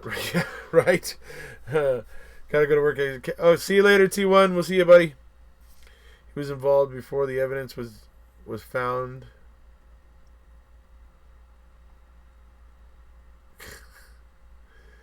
Maybe BD thinks he's talking about BOD, and the investigators think he's talking about the SA, and he goes with it when they start saying it was SA. He's totally missing the fact that BD is talking about. I guess possibly me, but it seems like a big mistake for the investigators to make. But then again, they were just trying so hard to just like get incriminating things and just march and keep plugging forward that it's possible. I think KZ put it best: if you question one piece of evidence, you have to question it all. BOD the whole time. You may take a phone call. Falcon Apollo, you may take a phone call to me anytime. I welcome the opportunity to have private discussion with you. How did it go at the opticians? You may look as intelligent as Mr. Capaldi with some spectacles on. Oh, dude, then I'm definitely not getting them. Jeez, I think I better get contacts. I had to close the 20 I had open. because my computer froze and didn't. Oh, dang it. That's a bummer. Let's see. Kratz in the sheriff's department framed Avery. Brendan helped convict him. Why no mutilation of a corpse? Yeah. Their tunnel vision on SA drives them to making a mistake. Yeah, I mean, they're certainly stuck with a story now of how this happened that really doesn't make any sense. Okay, Billy James, we'll see your video later, buddy.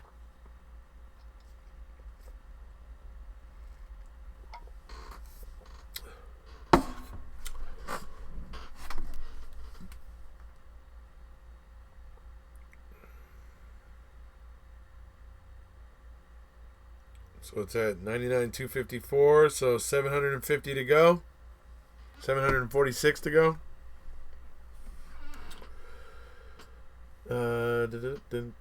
See a mill. They interviewed BD because they needed a second killer on bank hearing. I know, right? Gosh, when he says that, it's you know what he sounds like to me? He just sounds like that old man in your neighborhood. Get off my kid! Get off my lawn, you dang kids! You know, that's what he sounds like there. He sounds like a confused old man that like just woke up from a nap and is like trying to figure out what's going on. That's what it like totally reminded me of when he was saying that, and I was just like, oh my gosh. It's not paranoia if you have a reason to believe. Yep, paranoia is just... Yeah, exactly. It's not paranoia when it's happened before. If it's happened before, it ceases to be paranoia, and it ceases to become a real possibility. Does anyone know what differences in the DNA Bobby and Steve have with each other since they are related? Wouldn't they share some DNA characteristics? Possibly some, but from what I've been learning about DNA, it's such a complex thing. There would be significant differences.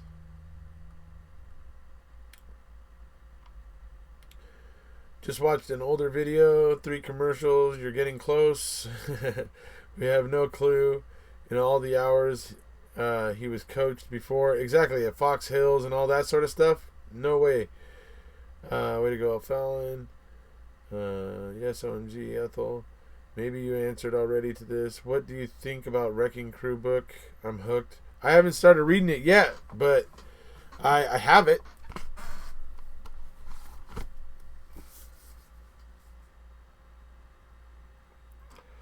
I suggest everybody get it. Oops. You go this way. There you go. So there it is.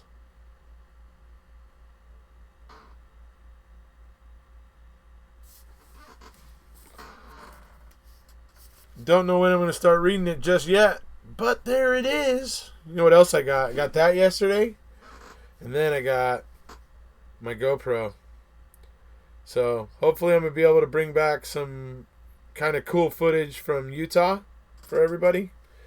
Maybe I can even, when I'm done with training on one of the days, maybe I can go out somewhere locally and try to pull some people in public using my GoPro. We'll have to see how it goes. You got the Wrecking Crew this morning. Let's see. What was the DNA characteristics that convicted SA? I know I'm a recent Erekose fan. Hello, Callie Schrader. Love that at Erekose reads actual books. How many did we need when started this watchathon? You guys have already gotten about 400 in a pretty quick amount of time. Let's see what it's at now. So now it's at 99,300. So since I just checked about 2 or 3 minutes ago, it's gone up by 50. So it's going up kind of fast. Like I said, we're 703 views away. So, and I'm going to be on here for at least another half hour, probably, at least. So that means 30 minutes to get another 700 views. I think that's possible. I think we could do it, right?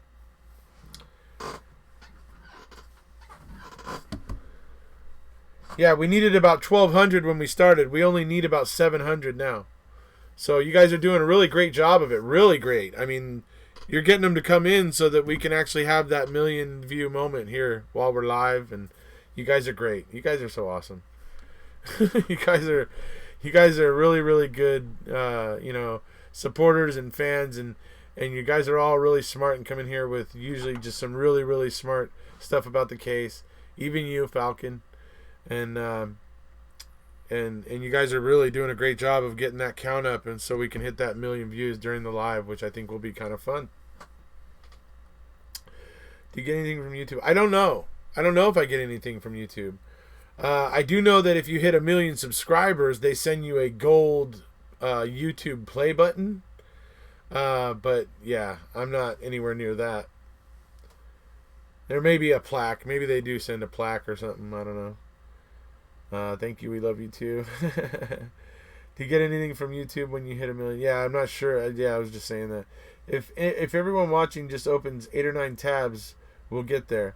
Yeah, please, everybody. If you just open up another couple tabs and just open up one of my videos in each one of those tabs, hit mute on it. That way you can still hear the live broadcast here. But if you open them up in, like, say, 3 other tabs and open up 3 more of my videos, then that'll be more views. And we've got almost 100 people in here. If everybody did that, it would be a really quick jump.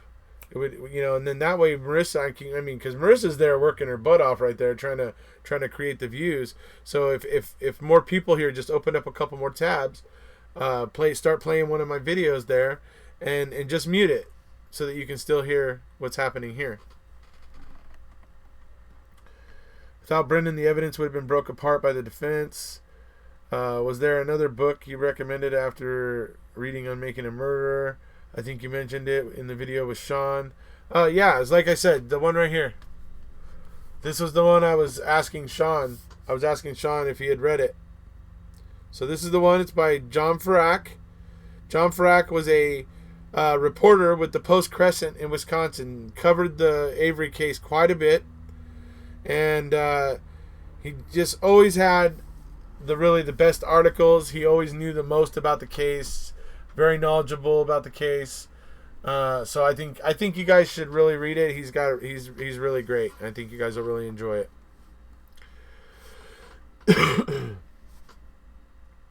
Thank you, LLMR. 18 open. Wow.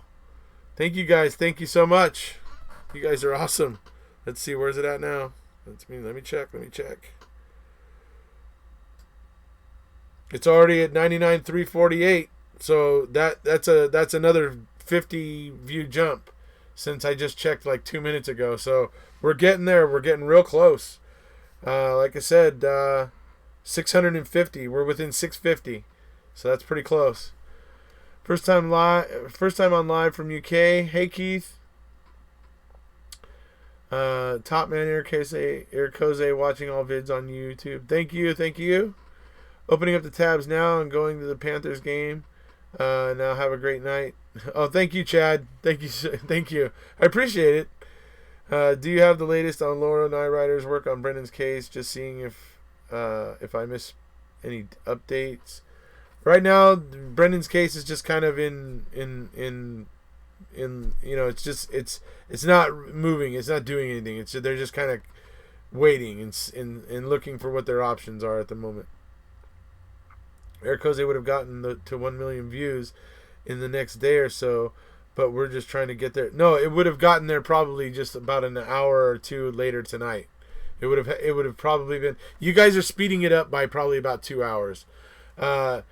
If we weren't trying to push it up to happen right now, it would have probably happened a little bit later.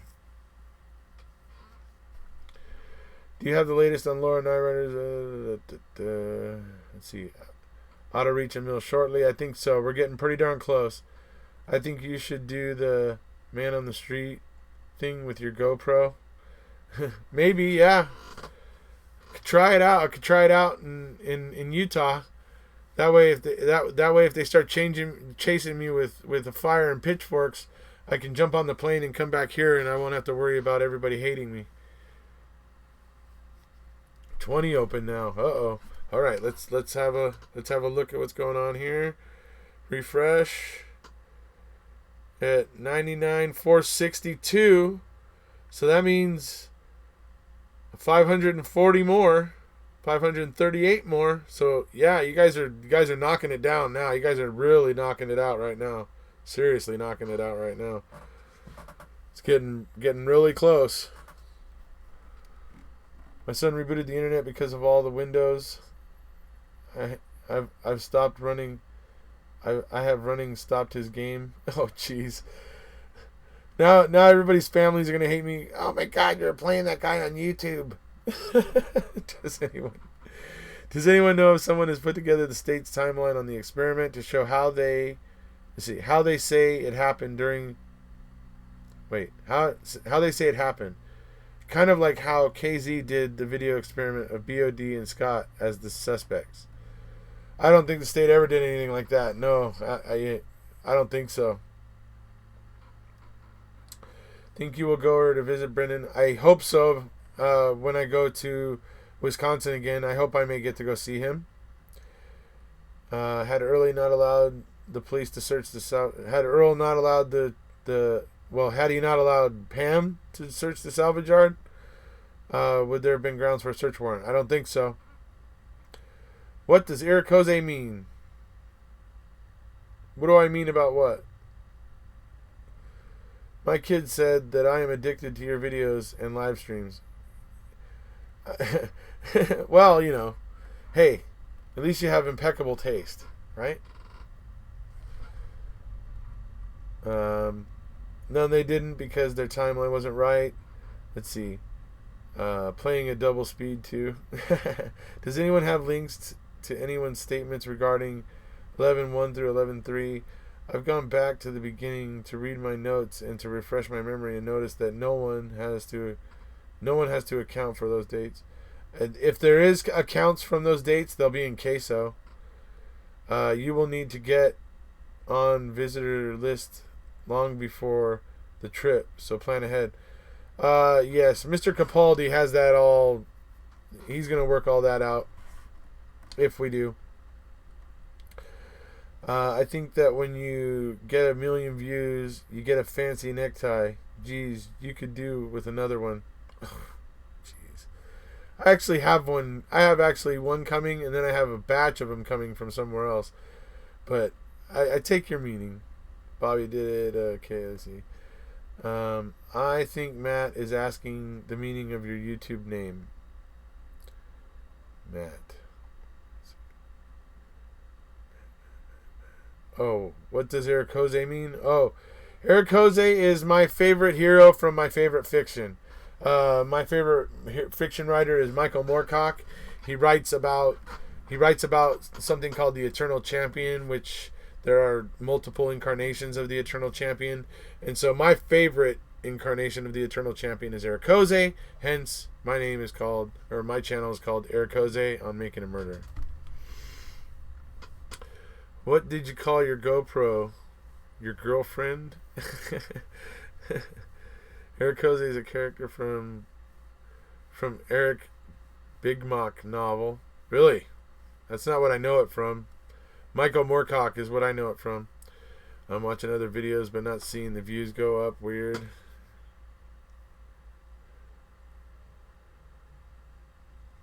They've gone up. We're at 999,569. So that means 431 to go. Getting close. Almost there. Here, look, so you guys can see.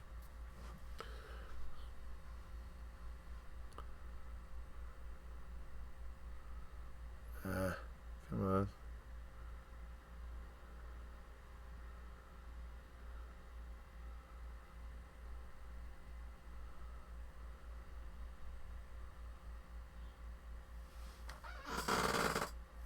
Let's see if I go this way.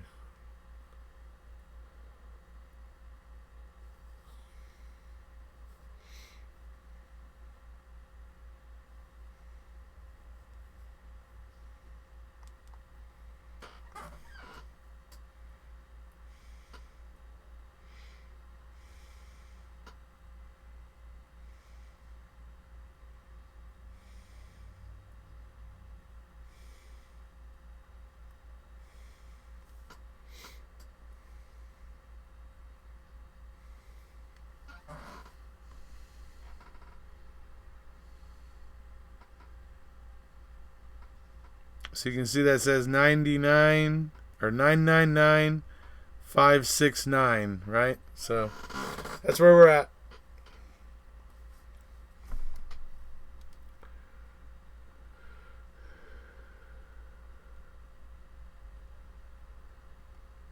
How many eternal champions can there be? Throughout the multiverse, several. When I initially researched for you about a year ago, I searched Erekose. Yeah. You should do a video explaining why you call yourself Erekose, because you get asked that all the time. I actually haven't been asked that all the time until recently. Recently, with my newfound,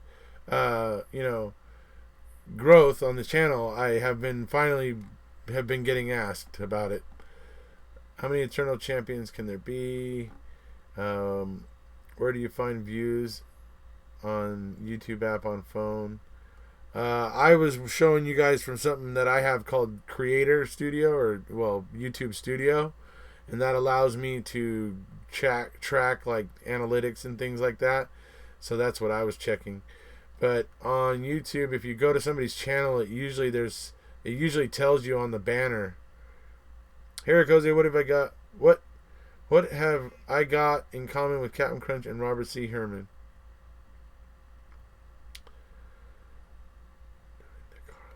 You're a Havering Scotsman.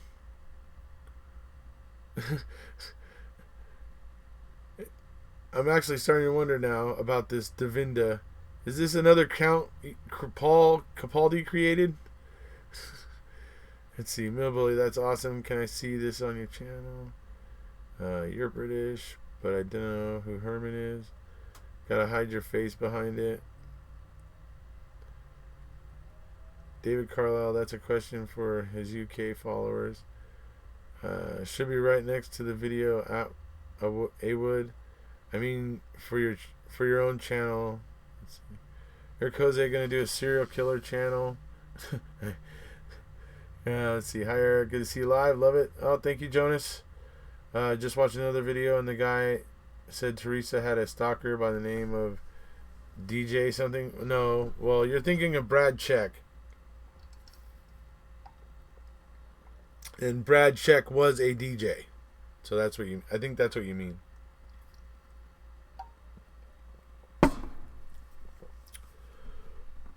Kind of thought it was after I read your comment.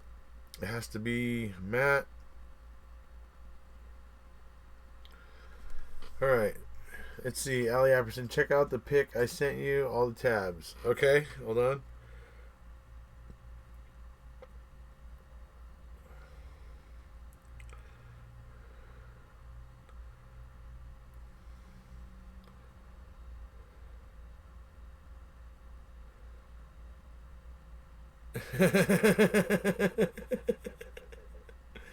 That is a lot of tabs. All right, so let's see what the numbers are now. Yeah, come on. 99681. So 319. We're within 319, folks. We're getting really, really close. Really, really close. Let's see. Haven't heard that, Sharon.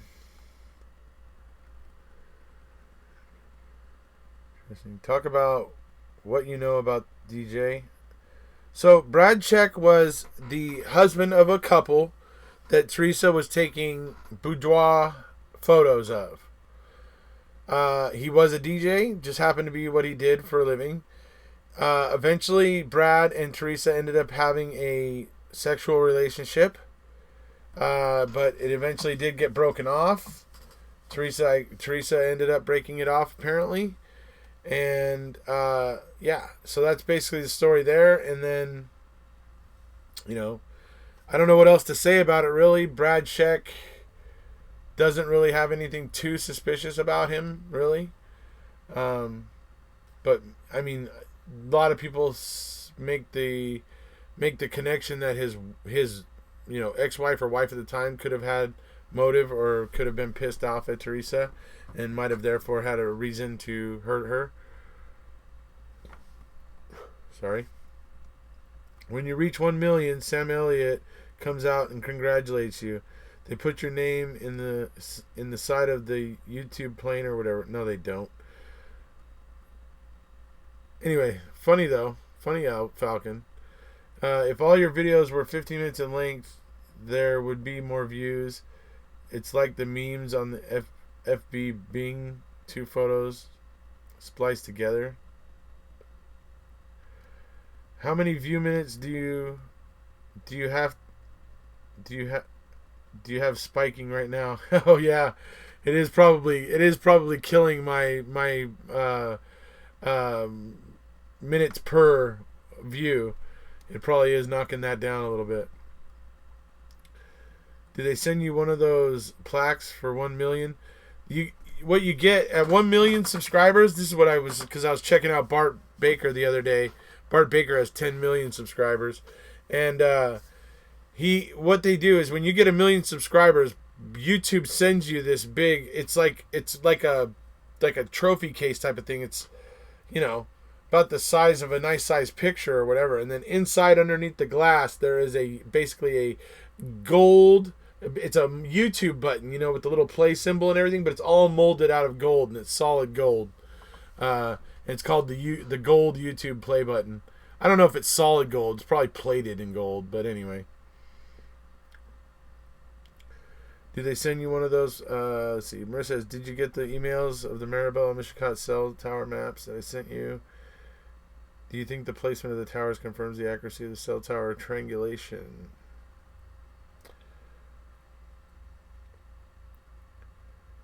$999,763. So now we're under 250. So less than 250 to go, folks. We're getting really, really close. So this is really, really cool. Really exciting that we're going to be able to be live on the air for this. It's going to be, pretty super. Hey, Tard, can we not refer to it that way, buddy? Can we try to have a little class? I mean, seeing as half of this video today was about having a little bit of class, can we have a little bit of class about how we refer to that? Can we say that Teresa and Brad were, having sexual relations? Do we have to refer to it that way? I think Teresa was pretty promiscuous and her parents didn't want that getting out. That could very well be.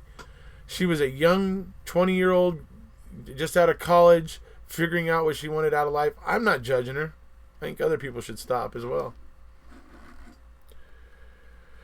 That's why I'm letting the videos play out, muted at 2 times speed. Also making sure each video is liked. Let's see. 10 minutes away from 1 mil. What a tangled web alley. So cool to be involved with you. I just love your channel. Oh, thank you so much, Linda. Let's see where we're at. You guys are working so hard. Oh my Lord, we're under 200. So 197 to go. We're really, really close. You guys are mowing it down. You guys are doing an awesome job. We're real close now. So basically 197 views away. 197 views away from 1 million. That's a 1 with 6 zeros. I'm pretty excited. No judgment here, just an observation. I was worried because Tard Strength up above had referred to it as banging. Teresa was banging Brad, or the DJ was banging Teresa. Please don't refer to it like that. Come on, have a little class. Half of my video, Tard, here, was about having a little class, man. Try to have a little class. I'm giving me 80 views. I'm back and forth on different streams. Oh, thank you so much, guys. You guys are doing a tremendous job. I mean, you guys are mowing it down really, really quick. Thank you so much, Rhonda. Hey, according to you, I'm a young 260-year-old and I'm still strutting my stuff. Oh, okay. Right on, Captain. I have 12 as well. Thank you, Tracy. I have to make dinner though because the fiance is going to be upset if I don't soon. Okay, well we're almost there. I mean, it's here. Look, if I refresh this right now, we're probably gonna be darn close.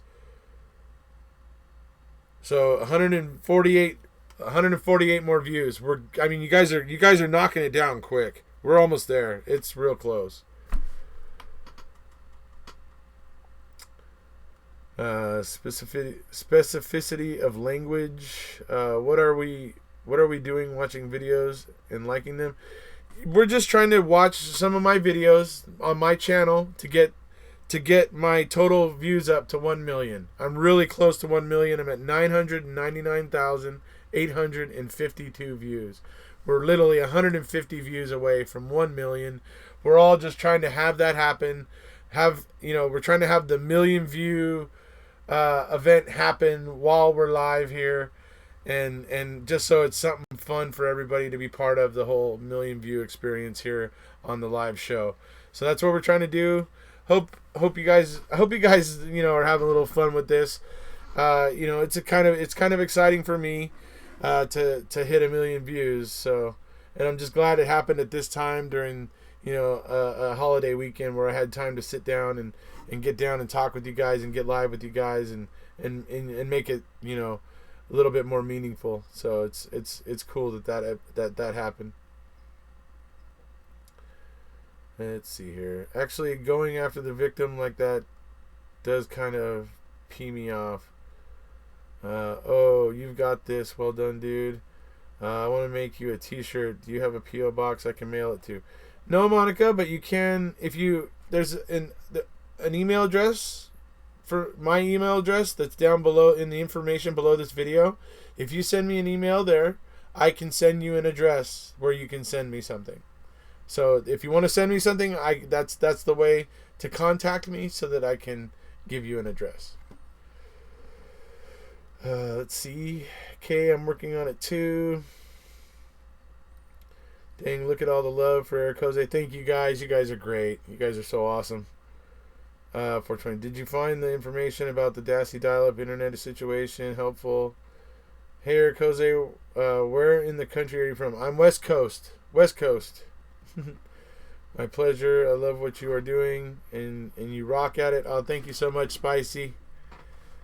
Just email him. The address is in the video info. Absolutely. We want a reveal of that button. If I get something from YouTube, you guys will absolutely get a reveal of it. Absolutely. You can count on it. Congrats. You've earned it. Thanks for everything you do. Thank you so much, Rhonda. Hey, wee brother. So happy to be here as you had to hit the 1 million. Here's and beers to the next million, buddy. Thank you so much, Mr. Capaldi. Mr. Capaldi and Mr. Hodnot are two of my closest friends, and I gotta say that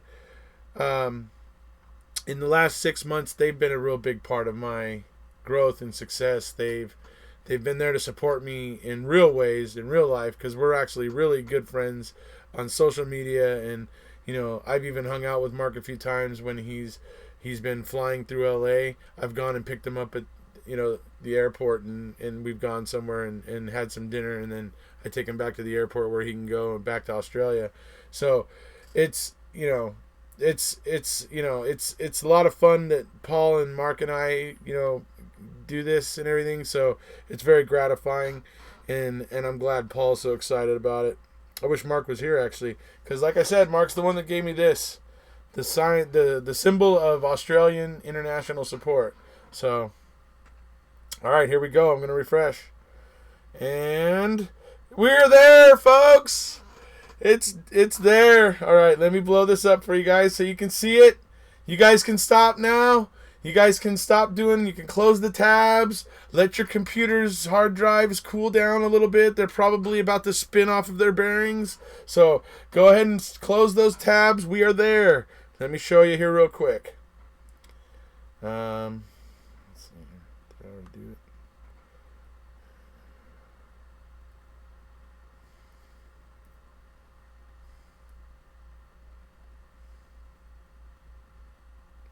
Nope, didn't do it yet.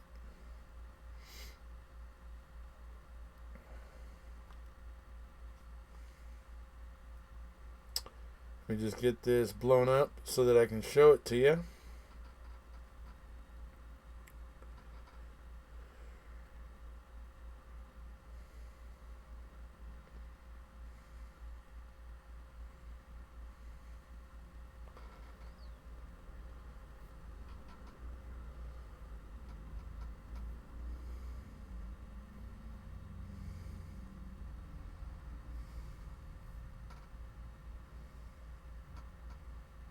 Trying to, let's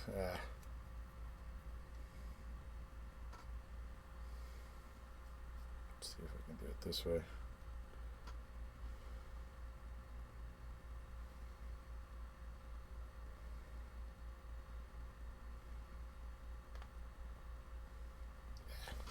Trying to make it. No, Siri. Come on.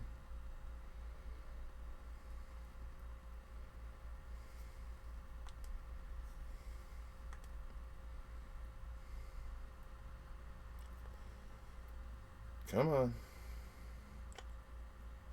All right. So let's see if you can see that.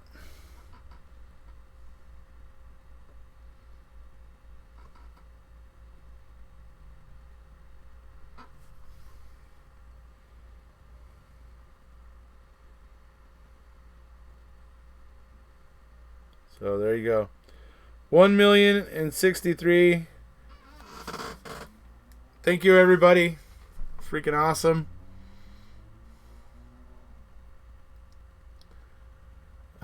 Joy, you need my email address. The email address is down in the information below the video, Joy. That's where you can find that.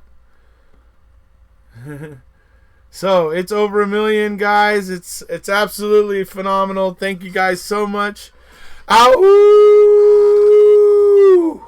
So good old Werewolves of London howl there for you. So yeah, awesome. Promiscuous is a strong word. I would say that Teresa was experiencing her youth. I would say that she was experiencing life, figuring out what she wanted from life, and you know, I don't judge her for it, just because I can see that conversation's still kind of going here. Well done. So pleased for you and your content. Use the use of facts and charisma to make this one of the best channels on YouTube. Thank you so much, Cat Safari Meditation. Worth getting up super early for. Thank you so much, Karen Gainey. It's great to have gone over 1 million. That's awesome. It's so awesome. I'm glad I found your channel. Thank you so much, T. Van Kirk. Let's see. Well, I've given you 100 organically. Let's see here. Congratulations. Let's go to 2 million. Yeah, absolutely. But thank you so much for everybody for doing that. I mean, getting that to happen here during the live event. Thank you guys so much. You guys are awesome. Kose heads are awesome. You guys are just absolutely spectacular. Give yourselves a pat on the back. Thank you so much. I appreciate it. It's really, really cool that we were able to do that during the live event. I'm so pleased. Thank you guys so much. You guys are just so much fun. Well done. Congratulations. Thank you. So glad to be part of it. I passed your videos on to many of my friends, and they love you. Oh, thank you so much. 99 likes for you, man. YouTube has a lot of ads. Congratulations. Thank you. Thank you, Marianne. Sharon and sing and we dance. Should we put on a little Stacy Seabrook here real quick? Let's do it. A little bit of this.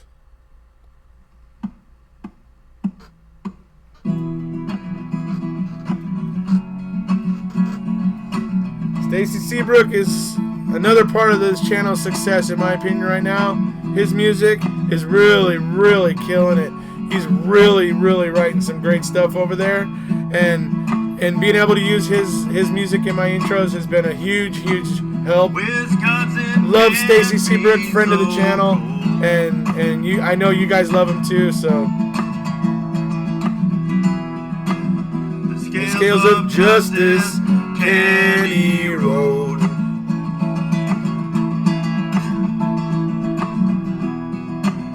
Every step lies big and bold.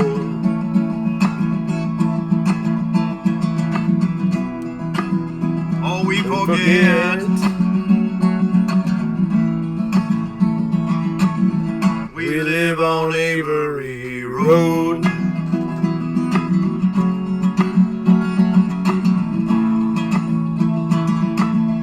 If you guys want to send me something, awesome. If you want to donate a little money to me, Marissa has probably put up my PayPal link. You can do it there. Should be easy to see.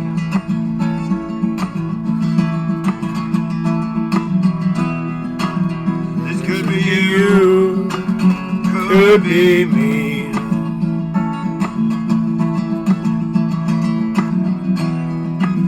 We shouldn't sit by idly, accepting everything that we are told.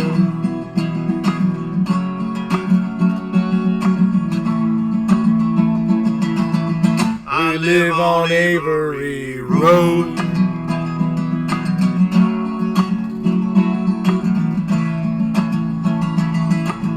I live on Avery Road.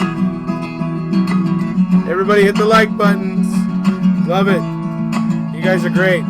Even you, Falcon. On Avery Road. Awesome. Love it. Getting to use Stacy's tunes as a celebration method is freaking awesome. So, even you, Falcon. Hey, look, I like what you bring to this channel, Falcon. You don't believe exactly what we believe. You have a different opinion. But you come here, you argue it without being a jerk and without calling people names. And look, I think that's spectacular. So, I'm glad to have you here, Falcon. Sorry that the love was making you feel a little woozy. You know, we Avery supporters, we're not afraid of the love. We're not afraid to help each other and support each other. So, you know, we're not feeling the wooziness. Let's see. Welcome to the cult. Hey, watch that cult talk. I don't want to hear that. I know you're just joking.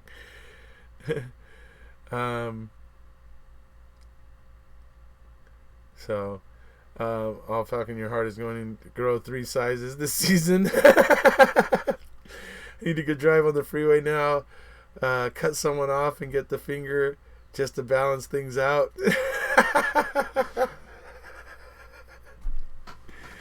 Oh, that's so funny. That is funny. So, yes, absolutely. Great, cool thing to be able to do during the live is, to hit 1 million views like that. You know, it's funny because, you know, October 19th, I was still at like 700 and something thousand views. I was still, like 250,000 views away from 1 million.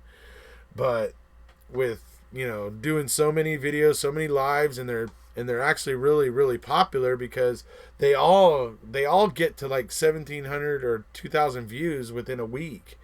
And a few of them have gone on to get, you know, 5, 6, 8,000 views. And so there's an interest out there, and it's, you know, and people are responding. And so hopefully I just mind what I'm doing and stay humble and keep doing the things that I've been doing that have made me successful, and, you know, just try to focus on that and try to keep it going. You know, it's all about trying to create that conversation. This is something I was trying to say to what's his name? Gerald over at Conspeared. I was trying to tell him, I'm like, man, I'm just trying to keep the conversation going, bud. I go, that's what needs to happen so that people can talk about this stuff and make informed decisions about it. And I go, that's what I'm trying to do. I go, I'm not trying to battle with you. I'm not trying to be at war with you. And I tried to make that clear to him, but ultimately he just wanted to cut loose, and he just wanted me to go away. And so that's fine. I'm just going to go away because I don't want them to be able to continue to construe us, you know, Avery and Dassey supporters, as bullies or anything like that. So I'm going to leave him alone, because that's what he wants. He wants to go, you know, him and Natalie really want to just stay with their head under a rock, or their heads in the sand, and just protect and just act like their little podcast is the entire world, and that the things that they say in it don't affect anybody outside of their podcast. I think it's a silly attitude to have, but you know what? It's their decision to do what they like. Let's see. Will you be doing a show tonight at all to celebrate on Erekose on Doctor Who? You guys want me to try and go live from there? I'll tell you what, if you guys are willing to share it around and everything, I'll schedule it. And we'll do that. But share it around, hopefully, so that we can get a bunch of people in there, so I can get the numbers up on that channel a little bit, so I can start unlocking some of the cool features on it.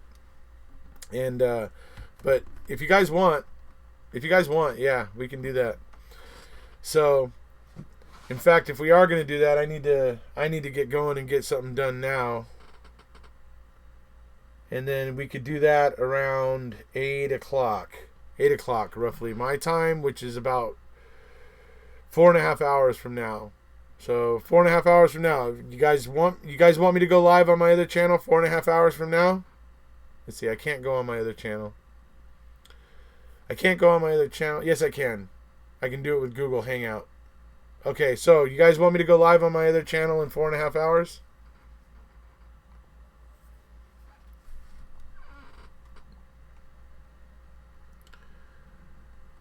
Don't let those conspiracy folks get to you, please. Oh yeah, they're not getting to me. Nope. No, I use this as a way to illustrate to everybody how important it is to be classy, to be intelligent, to be thoughtful when you're interacting on social media, especially when you're interacting on behalf of Stephen and Brendan.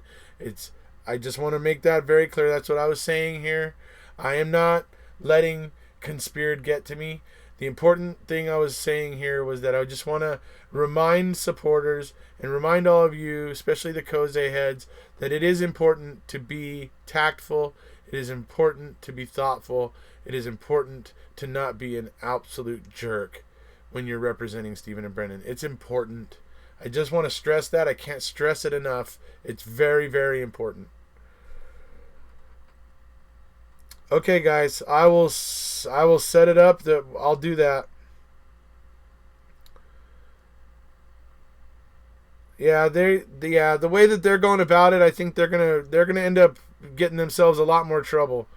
They're gonna end up talking about somebody else who's not as nice as me, and when they do that, and they start getting, degrading towards that type of person who's not as nice as me, they're gonna find out they're in a whole different world of effed up. So they're gonna look back to the days of having this little squabble with me. That's gonna be like the good old days, the paradise days. Kind of looking at what they're headed towards with their current course of the way they're conducting themselves. There is a link to it down below. There should be. Hold on, let me check and make sure there is. Conspeared podcast, yes. It's episode number 26. The link is down in the information below. Episode number 26. Erekose on Doctor Who at 8 p.m. Yes, Pacific Standard Time. Correct, Joseph.